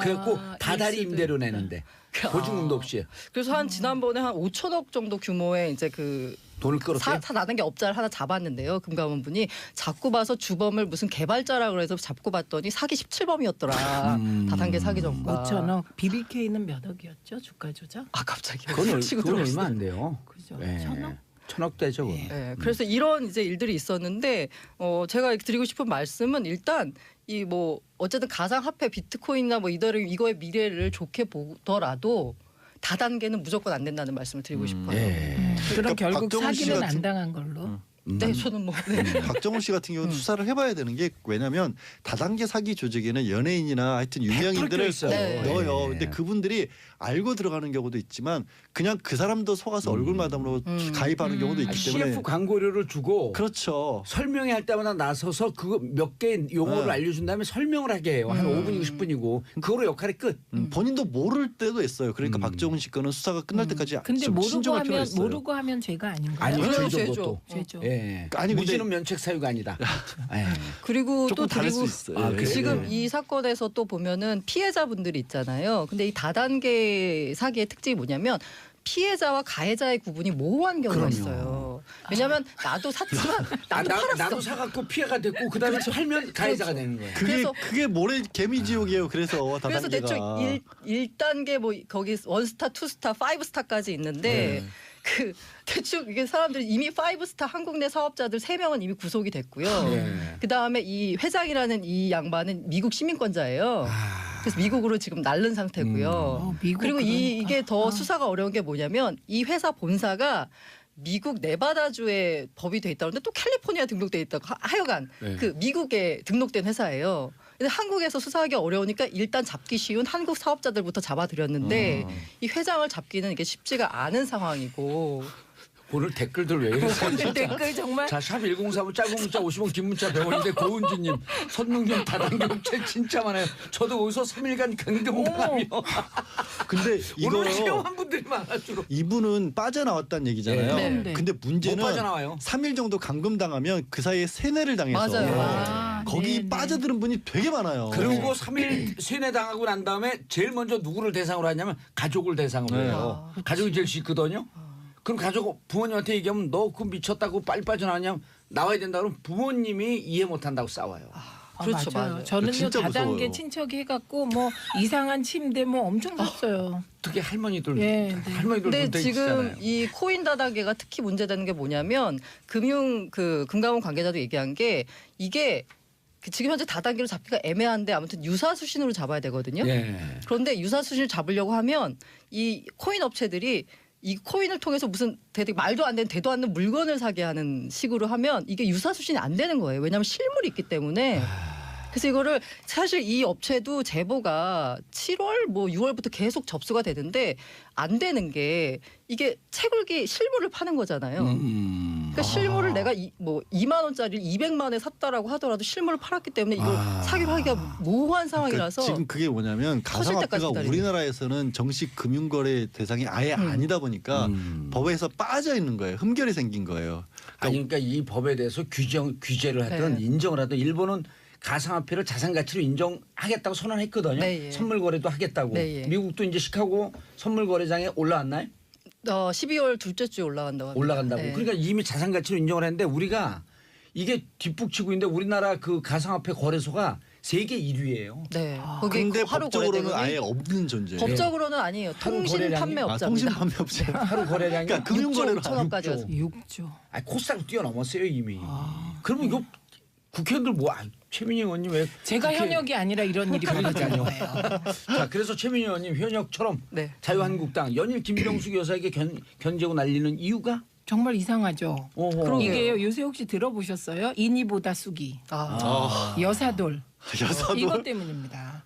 예, 유쾌한 지난달까지 정숙 씨. 문재인 대통령의 지지율이 70% 이하로 떨어졌을 때도 김정숙 여사 지지율은 70%였습니다. 그래서 이게 그 김정숙 여사 인기가 치솟으니까 이런 일이 때려야 벌어졌죠. 된다. 예, 그리고 이게 역대에 영부인을 이렇게 때린 경우 전무했다는 거. 예, 근데 이게 이제 그 자유한국당의 막말남매가 있습니다. 막말남매. 홍준표 대표하고 유여의 최고가 서로 또 막말하면 경쟁하고 계시죠. 아니 견제하면서 막말 남녀라고 기분 나빠요. 막말 삼촌 조카.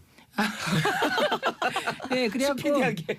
이게 이제 계기는 뭐냐면 그 김정숙 여사님이 꽃감을 이제 쭉 만드는 거. 감을 깎아서 말린 참 보기 그 사진. 좋던데. 예, 그게 참 보기 좋았습니까? 보기 좋으니까 견제가 들어온 겁니다. 어. 그거 직접 한 거야 이렇게. 그렇죠. 예, 그러니까 할 수 없이 또 하나의 이제 사진을 공개했습니다. 직접 깎은 감 깎는 모습.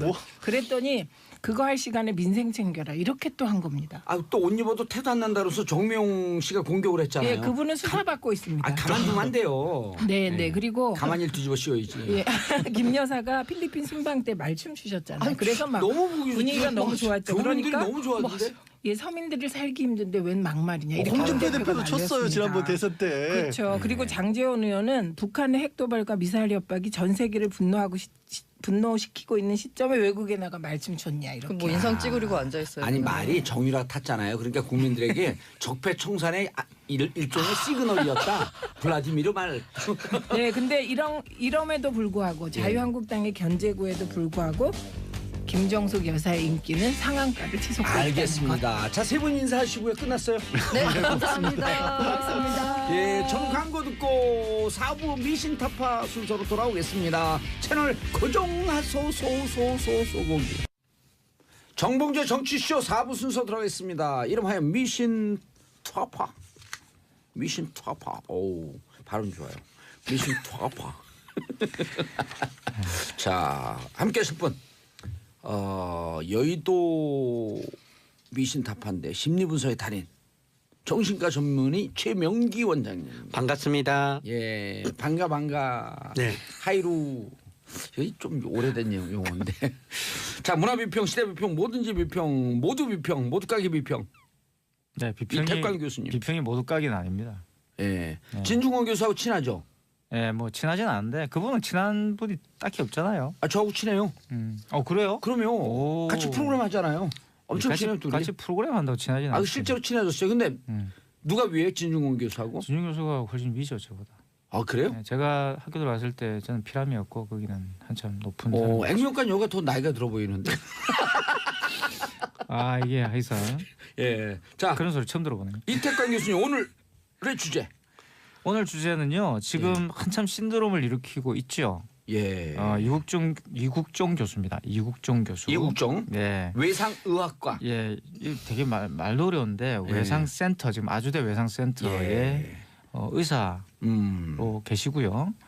물론 이제 그 아덴만의 여명, 그죠? 예. 굉장히 유명한 그 석혜균 선장을 구사일생으로 살려내셔가지고 유명세를 타셨는데 또 최근에 와서도 이 외상센터와 관련된 여러 가지 대사회적 발언을 많이 하셔가지고 또 국민들의 관심을 끌었습니다. 예. 근데 요 바로 직전에는 세월호 이제, 때. 예, 세월호 때 예. 또 아주 우리 애기만 날랐다. 살신성인 또 세월호 관련된 증언을 하셨고 또 최근에 또 마침 또 북한군이 남하하다가 또 총상을 입고 거의 사경을 헤매는 북한군을 또 구해가지고 살려냈어요. 예. 굉장히 또 찬사를 받았죠. 예. 근데 이제 이분이 이제 약간 이제 구설수에 이제 휘말렸는데 이제 정의당 김종대 의원이 이제 과연 의사가 그런 그 환자의 상태를 그냥 기자들에게 브리핑해도 되느냐, 인권에 문제가 있느냐라는 어떤 말씀을 하셨는데 기생충 노출시킨 다음에 그랬죠. 네. 그때 이국종 교수님이 이제 굉장히 이 멋있는 말로 대받아쳤죠.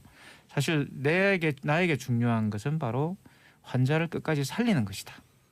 이런 말을 했습니다. 그래가지고 사실은 환자를 살려서 이 죽음으로부터 구해내는 것이 나의 임무지 뭐 그런 이야기를 해가지고 그와 관련돼서 인권이나 이런 것들 어떤 정치적 차원에서 그런 문제는 난 관심이 없다.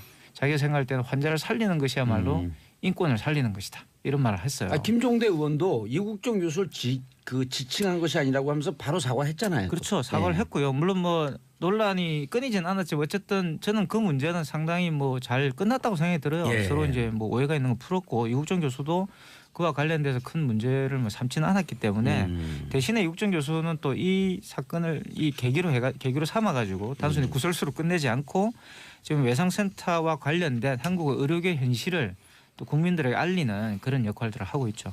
예.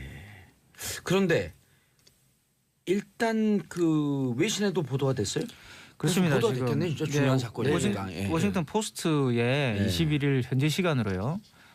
그 기사가 떴습니다. 찾아보시면 나오는데요. 뭐 국내 언론에 보도가 됐고 그 이국정 교수 약 올리는 거 영어 못하는 사람들은 어떻게 찾아봐요? 아니, 한국 기사로도 났습니다. 예. 충분히 충실하게 우리 또 기자분들이 번역을 해가 실었기 때문에 그래서 그 유명한 그 의학 드라마가 있지 않습니까? 그레이 아나토미라고 거기에 나오는 주인공에다가 이 이국정 교수를 빗댔어요. 그 주인공이 닥터 샤퍼드가 나오는데 예. 이 꿈에서나 만날 완벽한 의사다. 이래서 찬사를 했죠. 아 워싱턴 포스트에서 이국정 교수에 대해서. 네, 이국정 교수에 대해서. 오호. 그래서 아주 특집으로 다뤘는데 예. 뭐 사실 이국정 교수의 신드롬이 생길 만한 그런 그 기사거리가 아니었나 싶습니다. 예. 가지고 근데 그 이국정 교수가 같은 의사로서 좀 이렇게 배 아프지 않아요? 전혀 배 아플 건 그건 안 없고요. 나오나 싶어서. 아, 저는 표정이 딱 보니까 배 아파하는 표정 아니에요. 같은데? 저는 냉철하게 지금 저는 업종을 진짜 비교를 하는 저는 거죠. 그 손으로 하는 건 다 못하기 아, 때문에요. 다른 때보다 유난히 저한테- 이게 과하게 반대하는 거 보니까 그 맞는 것 같은데 내 얘기가? 아니에요. 저는 굉장히 저는 반대한 적도 전혀 없는데 저랑 왜? 완전히 다른 세계에 있는 분이십니다. 아, 그 대중들이 열광하는 이유를 분석해 주셔야죠. 일단은 이국정 교수의 삶이 굉장히 흙수저에서부터 시작한 거예요. 그래요? 네, 아버님도 되게 힘들고 가지고 본인이 이렇게 외상의사로 일하게 된 게 본인이 어려운 사람이 다치면 어떤지를 알아서 그렇다는 거고요.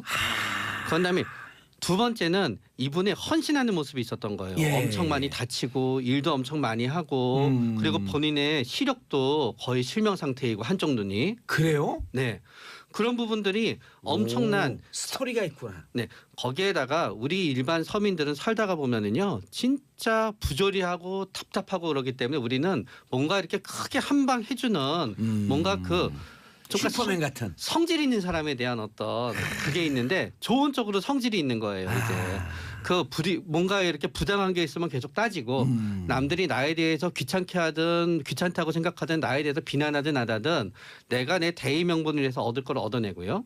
그런 다음에 그게 간간히 시간이 예를 들어서 아덴만 사건 이후 상당한 시간이 흘렀지요. 예. 그럼에도 불구하고 중간에 2, 3년에 한 번씩 드라마에 어떤 그 롤 모델이 되면서 아하. 또 리마인드를 시켜주는 거예요. 계속. 그러면서 본인도 이 언론에 많이 이렇게 노출이 되시면서 이제 언론을 어떻게 내가 나쁜 뜻이 아니라 좋은 의미로 내가 나의 일을 위해서 우리 외상센터 발전, 우리나라 외상 발전을 위해서 어떻게 언론을 써야 되는지에 대해서 이제 약간은 신의 바로 밑에 경지에 오르신 것 같아요.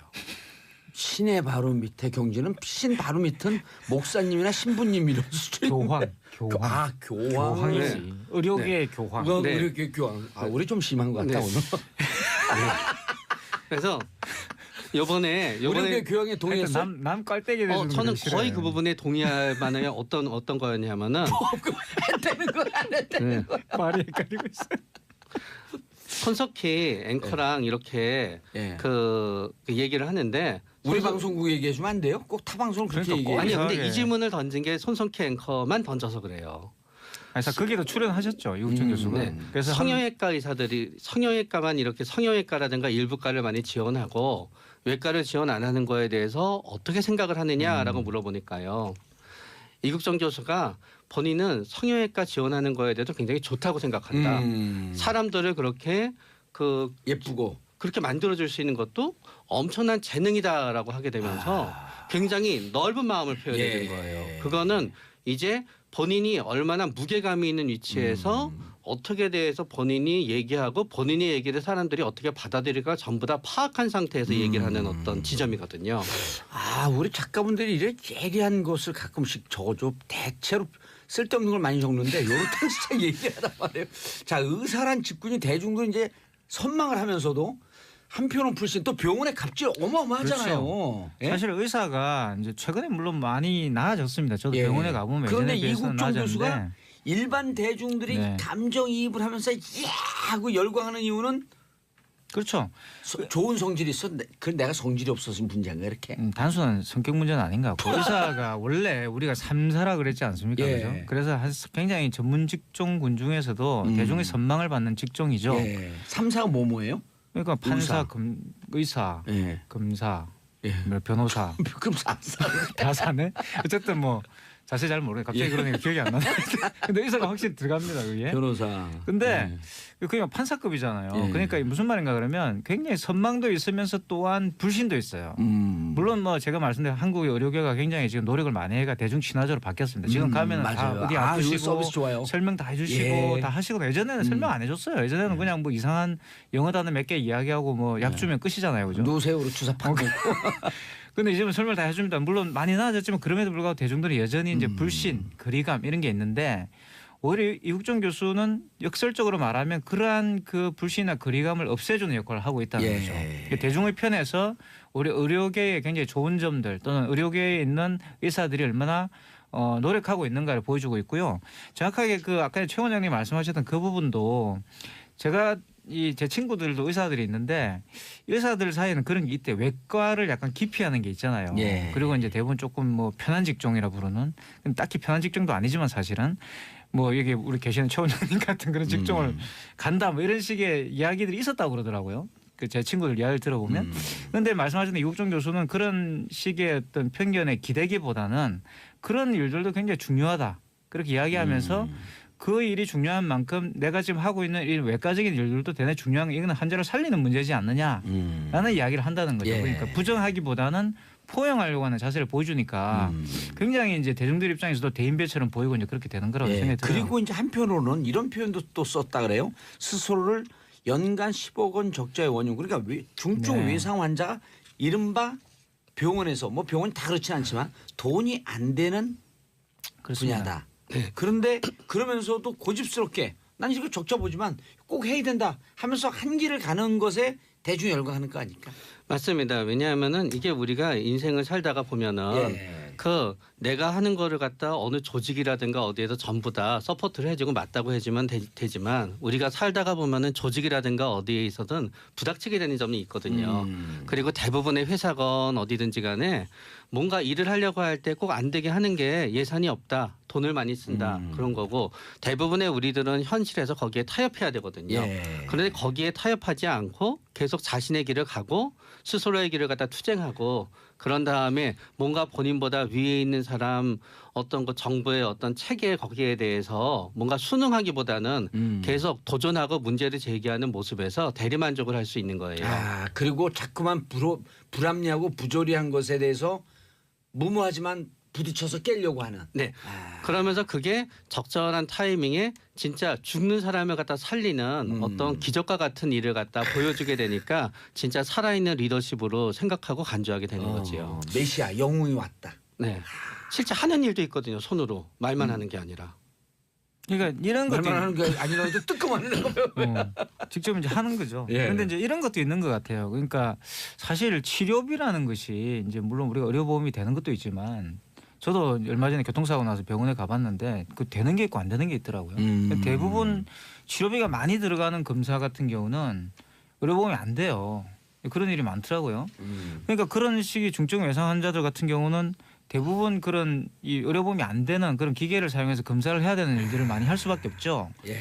그러니까 치료비가 없어서 그런 검사를 못 하게 되고 결국 죽음에 이르게 되는 그런 건 사실 좀 억울하잖아요. 내가 쉽게 한국에서 가장 억울한 게 뭐냐면 내가 돈이 없어가지고 뭐 이런 불이익을 당해야 된다. 이국종 이런 교수가 그런 것들은요. 얘기 했잖아요. 가난한 사람이 더 쉽게 다치고 바로 의미입니다. 죽는다. 그러니까. 그런 이야기를 했기 때문에 예. 역설적으로 말하면 이건 결국 이제 의학을 바라보는 철학의 문제인 것 같아요. 이제 그런 중증 이런 환자를 말로 살리느냐. 대중을 열광을 하는 거죠. 그렇죠. 이제 그런 것이 굉장히 큰 거죠. 그러니까 뭐 이국종 교수가 어떤 의사이냐 이런 문제보다는 그리고 한국의 의료 시스템은 사실 미국식이라서 이 배분되어 있는 그 재부를 중심으로 해가지고 어떤 그 치료비 문제를 삭감하는 그런 게 있잖아요. 나눠 쓰는 방식이라는 거죠. 일정한 어떤 그 재부가 있으면 그걸 나눠 가지고 이렇게 쓰는. 네 혼자 다 쓰지 말고 다른 의사들도 써야 되니까 좀 자제해라 이런 분위기라고 한다면 이국종 교수는 그런 의료 시스템 자체와는 다른 철학을 지금 말하고 있는 거죠. 그러니까 죽음을 앞둔 환자를 끝까지 필수 치료를 해야 되는 거 아니냐. 그걸 예산 문제로 왜 포기해야 되느냐? 예. 의사로서는 그렇게 못하겠다 이런 이야기를 하는 거예요. 알겠습니다. 자, 여의도 미신타파와 함께하고 계시고요. 샵 1035 짧은 문자 50원, 긴 문자 100원 문자 보내주시기 바라겠습니다. 요즘 우리끼리 방송하면서 너무 재밌어. 이거 문자 보내달라는 얘기를 안 하니까 문자가 너무 많이 와요. 일견 모순이네요. 예, 그러니까 문자 보내달라 그러면 아예 나 안 보내. 그런데 가만히 있으니까 더 많이 와 문자가. 근데 문자 보내는 분들 또 다 저희가 소개를 시켜주는데 우리 작가분들 밖에서 올려줘야 되거든요. 작가분들이 우리 내용 재밌었고 듣느라고 이거 올릴 시간이 없는 거예요. 사실 재밌죠 듣고 있으면. 듣고 있으면 재밌죠. 그리고 또 매 이슈가 되고 있는 문제를 이렇게 풀어주시니까. 아니 근데 이국종 교수가 약간 이렇게 이제 그 서민과 없는 사람들, 힘없는 약자를 대변하는 대변인 같은 느낌이 좀 있어요. 맞아요. 그게 결국은 그 드라마를 통해서 확대 예. 재생산되는 긍정적인 이미지가 되는 거예요. 드라마의 모델도 됐나요? 네, 왜냐하면은 이제 김사부 그 낭만 닥터 김사부 같은 경우에 그 누구죠? 그 네. 남자 배우? 한석규 씨가 한석규. 했지요. 오. 여기서 보게 되면은 육종 교수 모델이죠. 네, 얼핏 보면은 오. 메디컬 드라마인 것 같지만 예. 사실은 결국은 휴머니즘이에요 일종의. 그렇죠. 부자들이 뚫고 들어와서 먼저 수술하려고 하는데 네. 그거를 갖다 안 지켜준다든가 음. 아니면은 가난하지만 힘든 사람에 대해서 똑같은 혜택을 베풀기 위해서 부자들이 왜 나를 갖다 먼저 해주지 않느냐라고 했을 때 전혀 굽히지 않는 모습을 갖다 보여주면서 이 시대에 뭔가 정의가 살아있다는 것 갖다 보여줌으로써 문의는 메디컬 드라마지만 사실은 굉장히 사회 드라마를 만들었거든요. 예. 비슷하게 여기에 있어서도 결국 이 수술한 사람들이 만약에 이국정 교수가 무슨 재벌 회장이 갑자기 사고가 나서 왔는데 그 사람을 갖다 살려냈다는 감동보다는 이 사람은 진짜 북한의 귀순병이고요. 예. 아무것도 없잖아요. 이 사람을 갖다 살려낸다는 거 있는 감동이 더 크게 되는 거고요. 예를 들어서 우리가 석 선장님 때의 우리의 감동도 뭐였냐면은 예. 그 사람 그 석 선장님이 무슨 뭐 유명하거나 국회의원이거나 예. 아니면은 권력 있는 사람이 아니었잖아요. 예. 그렇기 때문에 어떤 의미에서 석 선장님을 살리러 가서 누가 갈 것이냐 했을 때 많은 사람들이 안 갔거든요. 이제 가지 않고 결국은 이국정 교수님이 갔는데 거기에 대해서 국민도 그런 생각을 하게 되는 거예요. 만약에 그 사람이 일개 선장이 아니라 만약에 재벌이었다고 한다면. 전부 다 앞다퉈서 갔을 텐데 바로 거기에서 이국정 교수님의 이미지가 만들어지게 된 거예요. 예. 그리고 이국종 교수라고 하는 분은 그 사람의 환자의 사회적 직급, 지위 이런 것과 무관하게 사람이기 때문에 네. 귀중한 사람이기 때문에 살린다. 네. 그래서 이제 본인이 가지고 있는 철학이 바로 그거죠. 환자를 살리는 것이 그 환자의 인권이다라는 환자로 얘기가. 표현했네. 그렇죠. 환자. 그게 되게 중요하고요.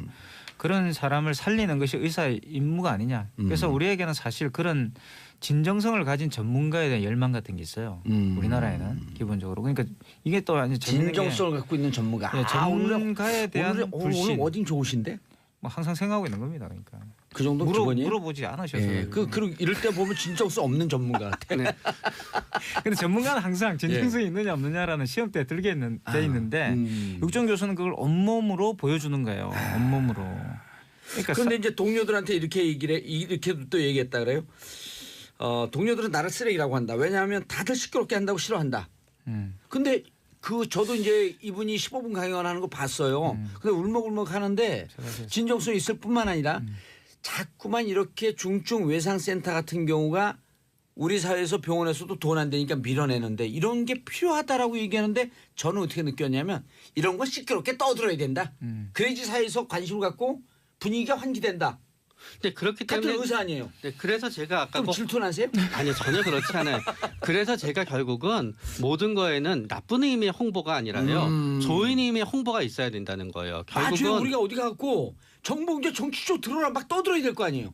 그렇죠. 그래야지 결국은 필요한 예산을 갖다 확보하게 되는 거고요. 필요한 예산이 가난한 사람한테 쓰일 수 있는 건데 그거를 위해서 어떤 의미에서 진료만 하는 의사도 중요할 수도 있지만 본인이 사회적 영향력이 있었을 때 본인의 어떤 위치를 통해서 사회의 어떤 반응을 불러일으킬 수 있고 그게 환자한테 돌아가게끔 일정 부분은 이니셔티브를 갖다 줄 수 있는 의사도 굉장히 중요한 거고요.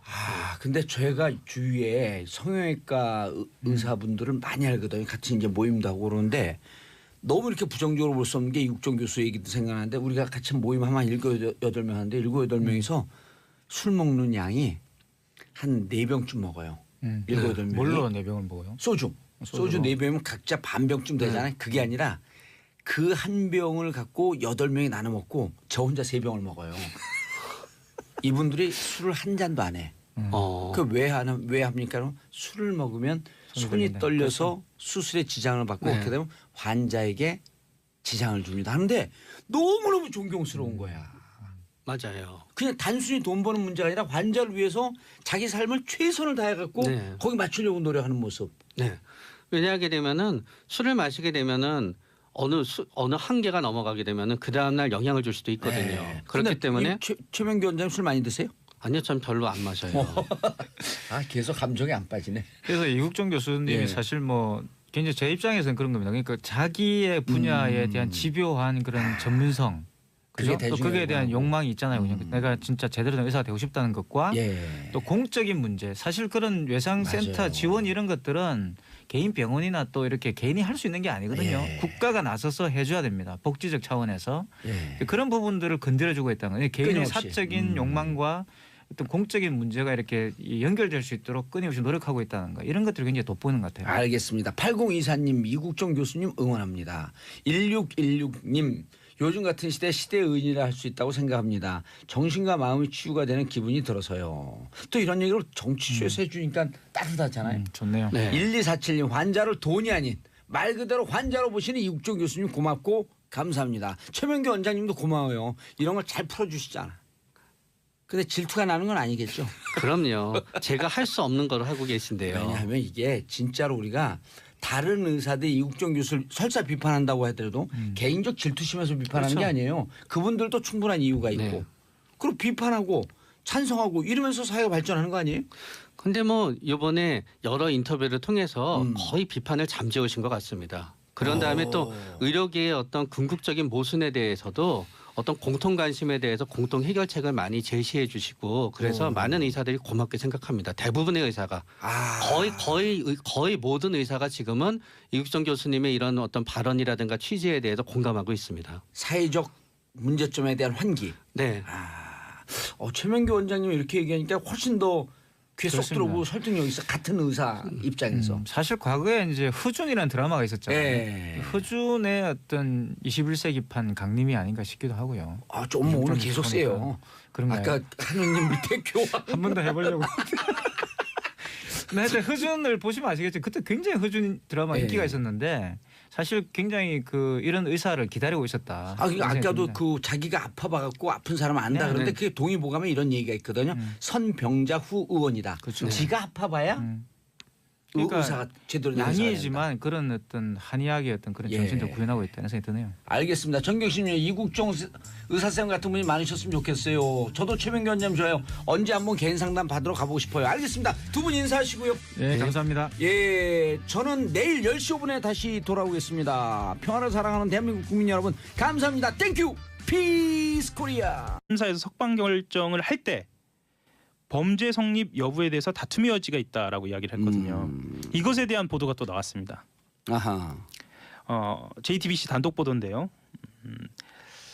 김관진 전 장관을 석방하면서 말씀드렸던 것처럼 사이버사 댓글 부대를 주도했다는 혐의 내용에 다툴 여지가 있다. 이런 내용에 대해서 한번 들여다보니까요.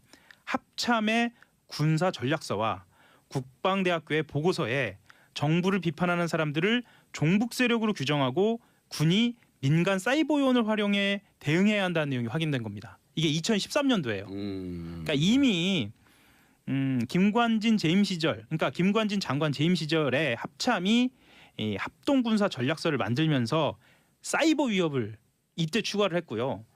이것은 국방부 직활기관, 그러니까 국방부 장관 직활기관인 국방대의 보고서에 근거한 겁니다. 조금만 더 들어가면은요. 예. 이 국방대학교는 임관빈 정책실장이 2011년도까지 총장으로 있었던 학교예요. 그러니까 다시 설명드리면 임관빈 정책실장이 국방대학교 총장으로 있으면서 이론적인 근거를 마련해서 정책실장으로 넘어가면서 이 사이버전을 가장한 정치 개입을 주도한 것이 아니냐라는 심증이 분명하게 드러납니다. 임관빈 실장이 거기 그 총장으로 있으면서. 예. 제가 지난번 방송 때도 말씀을 드렸는데 여기서 콘텐츠가 나오고요. 예. 실무는 사이버 사령부에서 하지 않았습니까? 예. 사이버 사령부도 시기가 거의 일치해요. 왜냐하면 2011년도까지 연재욱 사령관이 있다가 예. 임관빈 정책실장 아래로 정책기획관으로 들어갑니다. 그러니까 말하자면 국방대학교에 있는 콘텐츠와 사이버 사령부에 있는 그 실무가 정책 단위에서 하나로 만나게 됩니다. 묶여 있는 거죠. 예, 묶이게 아니, 근데 됩니다. 정책실장의 계급은 뭐예요? 정책실장의 계급은요. 보통은 중장급을 예편한 다음에 가거든요. 준장. 예, 중장. 별 3개. 예. 쓰리스타. 예. 오. 그래서 고위공무원입니다. 그럼 임관빈 정책실장 군인은 아니에요? 그렇죠. 중장으로 예편을 한 다음에 정책실장으로 갔습니다. 대개는 그렇게 합니다. 그리고 매우 높은 직입니다. 오. 그리고 대체로 차관보다 장관과 더 가깝다. 국방부에서는 그렇게 알려져 있습니다. 정책실장이. 예, 그 당시엔 특히 그랬고요. 높은 자리네요. 그렇습니다. 예, 고위공무원이네. 고위공무원입니다. 장관급이네. 그렇죠.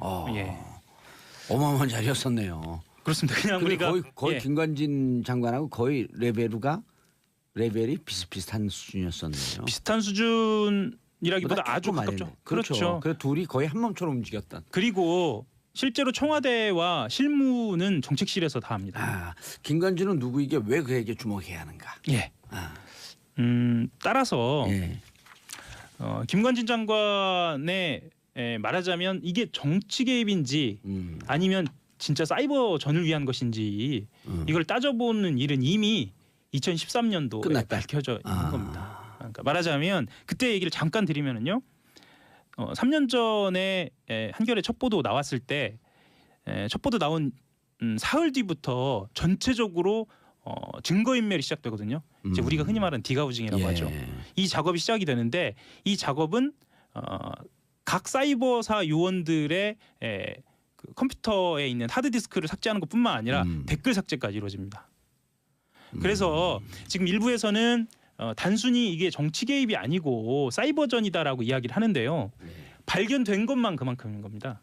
발견된 것만 만여 건이고요. 실제로 지운 것까지 하면 얼마인지는 모릅니다. 그 이태하 심리전 단장에게 이게 문제가 되니까 그렇죠.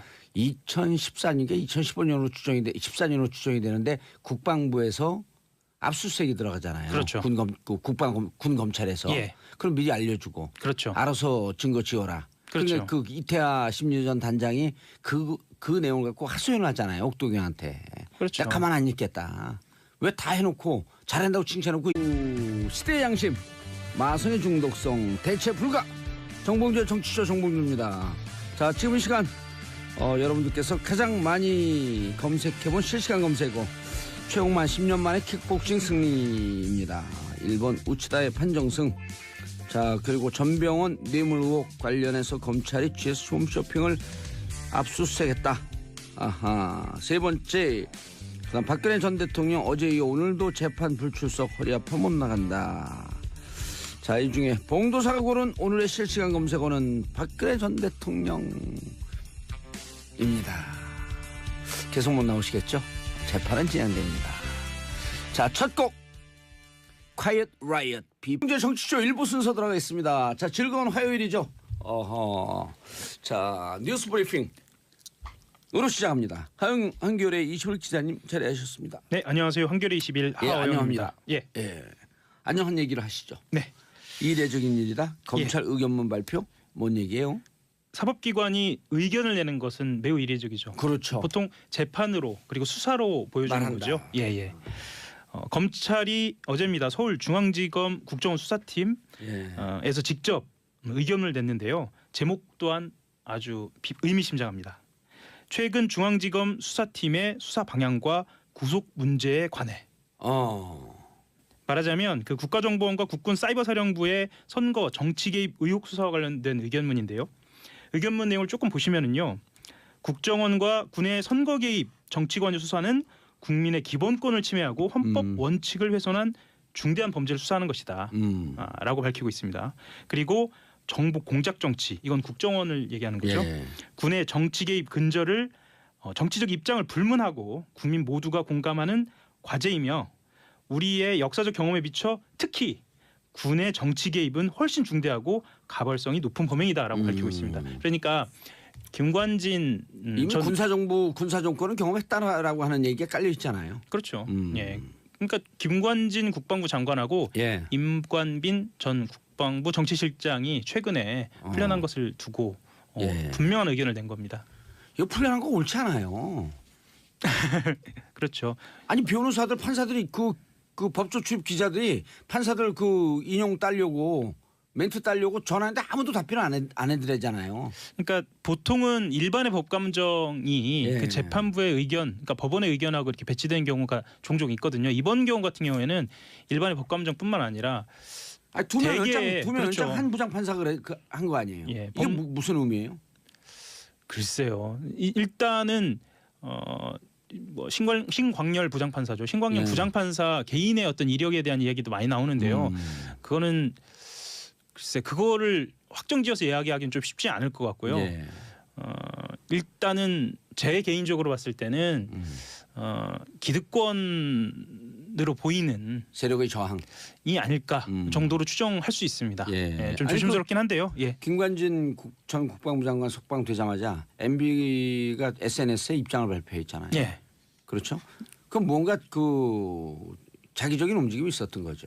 그렇다고 볼 수 있죠. 예. 저는 그래서 보통 그 예. 본인이 이렇게 구속적 부심인데 사정 변경 없는데 구속적 부심 신청하겠습니다 하면 변호사들 다 말린대요. 말리죠. 예. 말리고 혼나죠. 그렇죠. 예, 나갈 생각부터 하지 마시라고. 2000년대 2000건 신청했는데 300건이 됐다라고 하는데 예. 2000건 구속 적부심은 전체 그 이 건수의 0.1%는 안 된다는 거예요. 그렇죠. 예, 맞습니다. 예. 그러니까 구속 적부심 사정 변경 없는데 나온 케이스는 역사상 거의 첫 케이스다.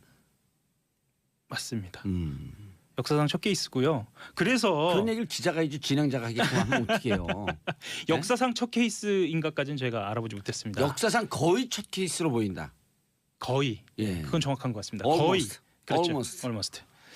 그래서 그때 재판부가 구속 적부심 이제 갖고 우리 그 식구들을 다 죽이냐. 그렇죠. 나만 한 거냐 이렇게 얘기를 예. 하죠. 예. 그래서 기무사도 한 것으로 뒤늦게 밝혀졌죠. 그렇죠. 장관이 지시하고 장관이 잘했다고 박수 쳐놓고. 예. 정치 개입 근거를 조금만 더 들여다보면요, 이거는 이미 그 검찰의 범죄 일람표, 그러니까 옥도경 연재욱 사령관의 범죄 일람표에도 등장하는 건데요. 2012년 11월부터 대선 투표일인 그 해에 2012년 그 해입니다. 12월 19일까지 선거 개입 글이 수백에 수천 건씩 작성됐거든요. 네. 예를 들면 확실하게 준비된 대한민국 1등 대통령 후보 박근혜 후보. 그래서 결국 1등 했죠. 그리고 문재인이 속으면 대문은 북쪽으로 열린다. 뭐 이런 내용이 담겨 있었어요. 아주 노골적인 공격이죠. 그런데 대선 직후, 그러니까 2012년 12월 20일에는 한 건, 그 다음 날엔 아예 올리지도 않고. 대선 직후에는요. 예. 명백하게 정치적으로 이용된 주식이라는 거죠. 그럼요. 그리고 이게 그 대북 심리전이면 대선 이후에 예. 아직 안정화되지 않고 그러니까 계속 해야 될 거 아니에요. 그렇죠. 예? 정권 교체 이양기이기 때문에 예. 불안하다 그러니까 계속 해야 된다. 이렇게 예. 돼야 되는 거 아니에요, 논리가. 맞습니다. 하하. 자, 김관진은 누구인가 왜 그에게 주목해야 하는가 여기로 아직 안 넘어갔잖아요. 넘어갔어요? 넘어갔죠. 네. 그래서 실제로 김관진 장관 같은 경우에는 예. 지금 그 벌어지고 있는 그 정치 개입 사건의 종착점으로 가는 아주 중요한 단서다. 예. 그래서 다시 돌아봐야 한다. 이런 말씀을 드리고 싶었습니다. 예. 다음 뉴스요. 예, 이건희 회장 차명 계좌가 추가로 발견됐어요. SBS 단독 보도요? 이한석 기자의 단독 보도입니다. 이한석? 어디서만 익숙하시죠? 듣던 이름인데? 예, 아, 여기도 한번 나왔었던 것 같은데. 그렇죠. 예. 말 많은 기자. 맞습니다. 아. 말을 아주 잘하죠. 예, 잘한지 모르겠는데 말이 좀 많아요. 저하고도 굉장히 친한. 아, 예. 그래요? 예, 둘이 누가 선배예요? 동기입니다. 아. 예. 아, 제가 이 말씀을 더 드려야겠네요. 그 이한석 기자 별명이 뭔지 모르죠. 그것까지 얘기를. 아, 구라 유발자. 그 친구로 보면 막 구라가 나와요. 차명 기자도 가끔가다 특종을 해요, 이한석 기자가. 아이 가끔이 아닙니다. 수시로 하죠. 예, 자주 합니다. 훌륭한 기자입니다. 얼마 전에 또 그 민주당 예. 원내대표 잡는 기사를 한번 썼어요. 무서운 기자입니다. 간단하게 예. 좀 설명을 드릴게요. 예. 일단 그 국세청이요, 더불어민주당에 있는 이건희 차명계좌 TF의 삼성 특검에서 밝혀진 것 이외에 국세청이 파악한 이 회장 차명계좌가 더 있다라고 보고를 했는데요. 기존에 밝혀진 거를 좀 말씀을 드리면 2008년 4월입니다. 조준웅 특별검사가 그 차명 재산의 규모가 4조 5천억 원, 차명 계좌가 모두 1,199개가 있다라고 10년 전, 그러니까 예. 거의 10년 전이지 2008년에 밝혔고요. 예. 이번에 밝혀진 것은 그거에 준하는 규모로만 드러나 있습니다. 그때 4조 5천억. 예, 조준옥 특검이 그 특검이 끝나고 난 다음에 아들이 삼성에 입사한 예. 그분이죠. 예, 그래서 문제가 좀 됐었죠. 그렇죠. 뭐 어쨌든 뭐 그 끝나고 난 다음에 입사하니까 원래 이게 법적으로 하게 되면 사후 뇌물죄인데. 그렇죠. 광노현 교육감에 따르면. 뭐 그럴 수도 있을 것 같습니다. 만약에 뇌물이라고 한다면. 뇌물이라고 한다면 예, 사후 뇌물수뢰죄. 예, 그 새로운 이상한 분들이에요. 예, 맞습니다. 예, 이한숙 기자가 이걸 어떻게 알았을까요? 취재를 잘하니까요. 취재를 잘하니까 예. 국회에서 나온 정보 같죠, 느낌이. 국회에서 나온 정보입니다. 느낌은 보통은 그 제보자가 멘트로 등장을 하는데요. 예. 보니까 그 민주당 이건희 차명계좌 TF 위원장의 멘트가 들어있네요. 민병두. 예, 민병두 위원장이 있는데 뭐 민병두 의원이 직접 준 건지는 뭐 확인은 안 됩니다. 아니 예. 서로 이제 하면서 예. 국회에서도 정보를 받고 기자가 취재하고 예. 서로 콜라보를 하는 거니까. 그럼요. 예. 예. 그 새로운 차명 계좌는 예. 과세 대상입니다. 과세 대상이고 다만 국세청이 구체적인 규모나 계좌 수에 관해서는 개별 과세 정보는 공개할 수 없다. 이게 법에 정해져 있습니다. 그래서 아직 공개는 안 돼 있습니다. 4조 5천억에 버금가는 그렇죠. 차명계좌 이런 것 이 돈 누구 그 어떻게 쓰고 가려 그러지? 기업을 위한 돈이겠죠. 예. 예. 한 가지 검찰이 불렀는데 안 나가는 경우 일반인들은 상상할 수가 없어요. 경찰이 그리고 불러도 꼭 예, 가야죠. 경찰도 무서운데 검찰은 더 무섭고 검찰보다 더 무서운 게 재판부 사법부거든요. 맞아요. 예, 그러니까 고란 기자님 근데 진짜로 네. 재판장에 가봤어요? 취재 말고? 개인적으로 한번 가본 적 있습니다. 뭐 잘못한 게 있어요? 다 놀라시는데 제가 대학교 때 과외비로 받은 수표를 지갑을 잃어버려가지고 수표 10만 원짜리 3장을 잃어버려서 그걸 어떻게 하나 했더니 뭐 신고를 하래요. 깜짝이야. 네. 그래서 그걸 아이고, 신고를 했더니 한 장은 돌아오고 네. 그래서 그 편의점 주인과 반띵하고 네. 그리고 피해자로 신고를 한 네, 거군요. 2장을 갔더니 뭐 그냥 몇 마디 하니까 그냥 끝나던데요. 네. 네. 그럼 민사법정이었고요. 민사를 간 거야 민사. 예. 네. 그래도 법정에 들어가니까 무섭죠. 네, 좀 떨리더라고요. 예. 절차도 복잡하고. 괜히 잘못도 그 없는데. 얘기하면서 지금 목소리도 떨려요. 네, 그때 맞아요. 추억 때문에. 네, 잘못도 그러니까 막 그 재판이 진행되는데 대학생 때는 출석을 안 하는 건 어쩔 수 상상할 수 네. 있겠냐고요. 우리는 그런 재판장에 들어가면 피겨 스케이팅 선수 같아. 막 이렇게 기분 좋아서 빙글빙글 돌고. 프로 피고인? 하여튼 그 판사가 눈빛을 못 쳐다봐요. 이런 피고인들이 있으면 변호사들이 정말 힘듭니다. 사실. 좀 쫄아야 돼요, 그죠? 그렇기도 하고, 예, 맞습니다. 위축이 돼야 돼버리는데 그리고 깎여. 예, 그래야 이렇게 피고인들이 위축이 된 모습을 보여야 변호인들이 보십시오라면서 판사한테 정말 반성하고 있습니다 이런 얘기도 하는데 네.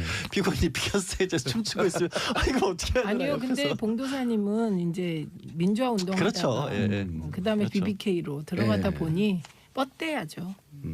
그러니까 봉두사님 케이스는 본인이 잘못한 게 없다라고 기본 마인드를 갖고 계셨기 때문에. 근데 대한민국 그 피고인들은 다 잘못하지 않았다 그래요. 다 잘못하지 않았다. 박 전 대통령도 마찬가지죠 지금. 그래서 잘못했는데 날 감옥에 놓냐 이거 박 전 맞아요. 대통령도. 깜빵에 가면 제일 그런 게 다 무죄예요. 예.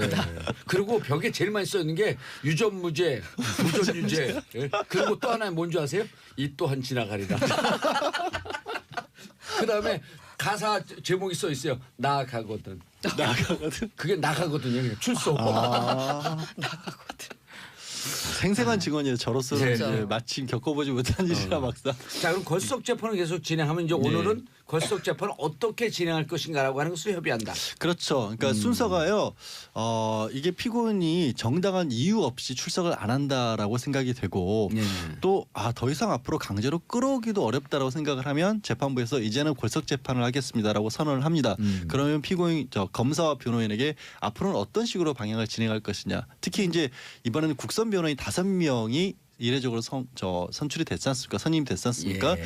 그 검사는 그렇다 치더라도 변호인들의 기존 전략과 같은 방향으로 갈 건지 무엇보다도 전에 사선 변호사들 같은 경우에는 모든 증인들을 다 부르는 변론 방침을 세웠었지 않습니까? 그래서 굉장히 재판도 길어졌고 사실 법조계에서는 2번씩이나 구속을 할 수밖에 없었던 것도 어찌 보면 그런 변호 전략도 하나 기여를 했다라고 보고 있는데 앞으로 그러면 국선 5명의 변호인들도 똑같은 전략을 쓸 거냐 아니면 그중에서 정말로 핵심적인 부분을 골라내서 증인 신문을 좀 많이 철회를 할 거냐에 따라서 재판 앞으로 예정일 자체가 크게 달라질 것이기 때문에 그 부분을 물어볼 겁니다. 근데요, 그 변호인들이 박근혜 전 대통령을 못 만났다잖아요. 3번이나 네. 만나 뵙겠다고 했으나 만나질 못했고 그 얘기는 뭐냐면 다른 게 아니라 이 중에서 물어볼 거 아니에요. 혹시 이 많은 증언들이 있는데 정말 이 중에서 억울한 얘기 있냐. 진짜 사실과 다른데. 그걸 물어보거든요. 그걸 물어봐야 되는데 못 물어본 거예요. 네. 좀 답답한 상황이죠. 국선 변호인들 입장에서는.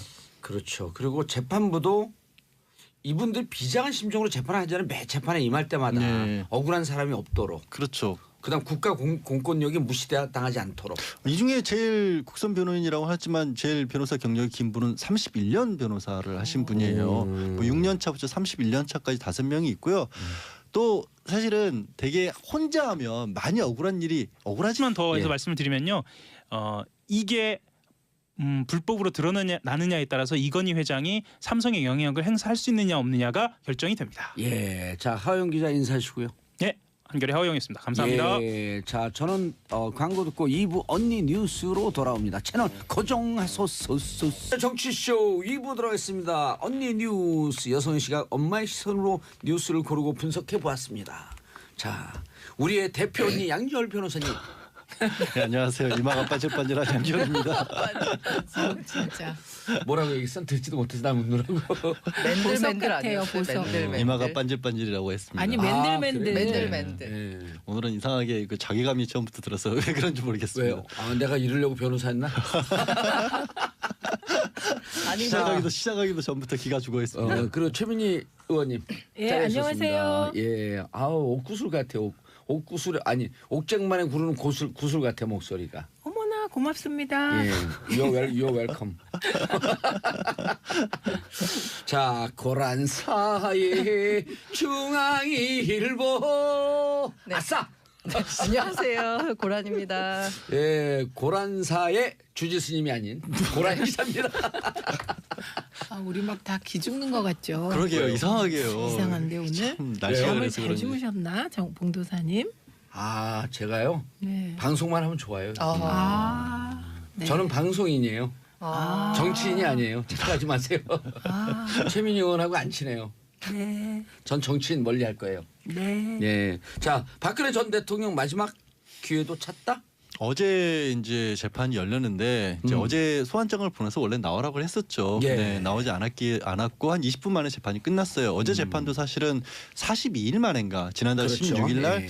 이제 영장이 재발부가 되면서 더 이상 재판부를 믿지 못하겠다라고 해서 거부 의사 표시를 했고 그래서 42일 만에 열렸는데 사실은 안 나올 거라고 다들 알고 있었죠. 그런데도 불구하고 아니 안 나올 걸 뻔히 알면서 왜 재판을 열고 또 오늘도 안 나올 거 뻔히 알면서 왜 한 번 더 기회를 주느냐라고 생각하시는 분들이 계실 것 같은데 이런 겁니다. 재판부 입장에서는 자 재판에 계속 불출석을 하게 되면 뭐 불이익이라는 표현을 저는 쓰고 싶진 않아요. 다만 당신이 원하는 방향으로 재판이 안 갈 수는 있다. 그렇지 않습니까? 변호인들도 못 만나고 있는데 예. 그 같은 사건이라도 생각하기에 따라 이쪽을 좀 강조해 주십시오. 저쪽을 강조해 주십시오. 할 수 있는데 안 나오니 그게 안 되고 결국에는 재판부가 생각하는 방향 그리고 뭐 의뢰인 얘기는 못 들었지만 변호인이 생각했을 때 이 방향이 맞다고 생각하는 방향으로 진행될 수 있다라는 걸 충분히 알려주고 예. 그럼에도 불구하고 난 안 하겠다고 하면 어쩔 수 없는 일 아니냐라고 하기 때문에 그래서 어제도 열렸고 오늘도 아마 어제 이제 계속 안 나오면 걸석 재판 할 수밖에 없습니다라고 했지만 오늘도 진행은 안 하고 그럼 앞으로 걸석 재판은 어떻게 할 것인지 검찰하고 변호인들 한번 의견 한번 제시해 보십시오라는 얘기 정도 듣는 걸로 아마 끝날 예. 것으로 보입니다. 아니 재판이라는 의미로 우리 청취자분들도 시청자분들도 들을 때 재판이라고 하는 것은 죄를 진 사람에게 국가 공권력이 벌을 줘야 되겠다라고 하는 판단과 예. 그리고 나는 죄가 없습니다라고 하는 자기 변론과의 싸움 아니에요. 그러니까 실제 형사법정을 가 보시면요, 민사법정하고 형사법정의 차이는 검사를 그 민사법정은 나온 원고와 피고가 판사를 마주보고 있고요. 예. 형사법정은 검사와 피고인이 같은 위치에서 대등하는 게 마주보고 있습니다. 마주보고 있죠. 그 검사와 피고인이 이게 다툼을 하면 그 다툼을 잘 살펴보고 판사가 봤을 때 누구 말이 맞다라고 선고해 주는 거라고 생각하시면 돼요. 예. 이거는 무슨 옛날 무슨 저 사또가 뭐 일방적으로 끌고 와서 네 죄를 네가 불렸다 이런 식의 재판이 아닌 그렇죠. 거고 예. 말씀드린 것처럼 지적하신 것처럼 공정한 기회를 주는 거거든요. 근데 그 기회를 스스로 박차면 어쩔 수 없다라는 것마저도 재판부에서는 2번, 3번에 걸쳐 시간을 주는 겁니다. 아니 근데요 시간을 주고, 보면서 세긴 센 거죠 대통령이어서 보통은 전직. 네, 예. 왜냐하면 한번 생각해 보세요.